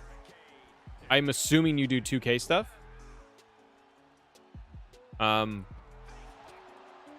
Don't... Okay, here's a tip 101. If you're... Oh, I should have pinned them. If you're going to do a thumbnail and you want to put words on the thumbnail, do not put the same words that are on the thumbnail image as what you put in the title. So if the title of the video is WWE 2K23, I don't know, broken universe mode, don't write that also on the thumbnail. You're wasting time and space. People that do that, I'm like, why? Why are we wasting that space on the image when you've already said it in the title? So you just said it twice. So it doesn't motivate me to click. Also, it's too many words. 1, 2. Oh, everyone kicks out. Dang. Yes. Peach Bites is right. Don't double things. When you're working on thumbnails, zoom out as you're working on them, because what you're working on in editing, it looks nice to you because it's on this giant monitor. You need to zoom out to get an idea of what it looks like thumbnail size. And imagine the person is watching from their phone. So how does the thumbnail look when it's super, super tiny? Can you still see, or does it pop out? Does it get your attention on a very small size? yeah, I don't know, just and use bright colors and look at other thumbnails. Don't copy thumbnails. Look at other thumbnails even outside of what you do on your channel to get inspired, and look at how the thumbnail is actually designed. Why does it work for you? Why does that one click? So you can kind of understand. Is it because they use big, bold text lettering and a few words or no words? Is it shock face and the classic YouTube? Like, do they do that? Is it that the image of the game, whatever they're showing, is like blown up really big and you can see it easily? Is the title or the topic interesting? So it's all got to kind of come together.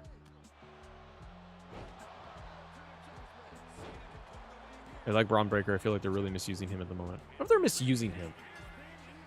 Wait, did I get eliminated? No, I'm just... I don't know. What's that? Braun Breaker, yeah! Lars is back. Hooray. Alright, who's left? Super Cena, Chad Gable, Braun Breaker! Thank you! I think topic matters more than anything. Yeah, like Beach Bites, that's where it comes back to. Do you have a good video idea? If a lot of people will do just like within wrestling community, people are like, I'm doing and I've said this before, but they're like, I'm doing a universe mode series, or my whole channel is universe mode. So they title it just like some generic WWE 2K thing dash universe mode episode 37. People don't care what episode it is. Just if you want to do that, put a little number 37 on the thumbnail in the corner. But don't use your title to tell us that it's universe mode episode 30. I don't care what it is. You got to intrigue me by clicking. You have to have a good idea.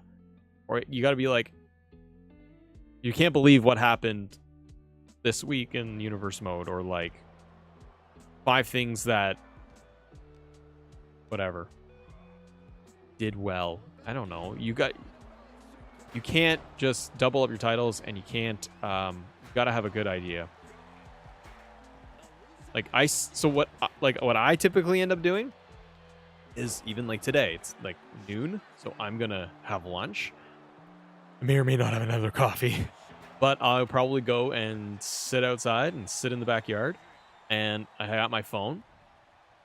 And what I'm going to do is sit down, and I try to just not get distracted for a little bit, and think of video ideas, and just write my notes on my phone. And I'll just sit there for maybe 30 minutes and be like, okay, what could I do? And then just research on the internet and be like, and not even within the world of WWE 2K of like, oh, I should be looking at, what is this guy doing? With none of that. Look at other videos, other genres, other mediums, and go, can I like parlay this into what I do? Maybe an entirely different game you follow altogether, and they have a very good video idea, and you look at that video idea. Man, Super Cena does not listen. And can you take that video idea and leverage it into your own medium? You could watch a finance video and you can get a good idea from it. Oh, I got him in the DDT. That was sick. It's going to come down to Super Cena, isn't it? Oh, no. Got him. Come on. Come on, Chad. Slobber Jobber. I do WCW, ECW, and WWE stories, dream matches for the most part. Cool. So can you do like what ifs? Or if you're doing a thumbnail, if you have a good idea for your video, do like just the 2 wrestlers from the game doing something intriguing for the thumbnail. Just have them really like a close up with a good expression. See how that does. Look at your videos that did the best. Why did they do the best? Why did these videos perform the best? And try to see if you can do something like that. Go. Come on, get rid of Super Cena. Damn near impossible. I look at other video topics, and then how can I make it WWE? Yep. Beach Bites is a great idea. Super Cena is so difficult. Come on, Chad.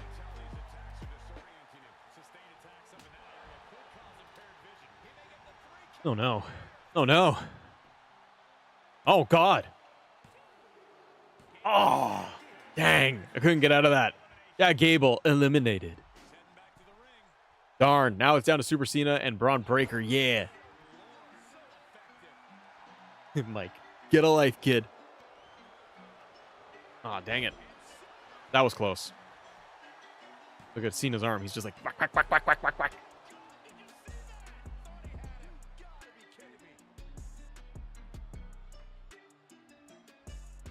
Braun Breaker, yeah, come on, Braun.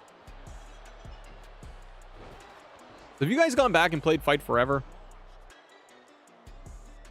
Played Stadium Stampede for a day? I didn't go back. You guys like Stadium Stampede? I heard and saw videos of like, if you go and do the vending machines, you can get powered up and drink the drinks. And they're like, I think it was Macho T posted this.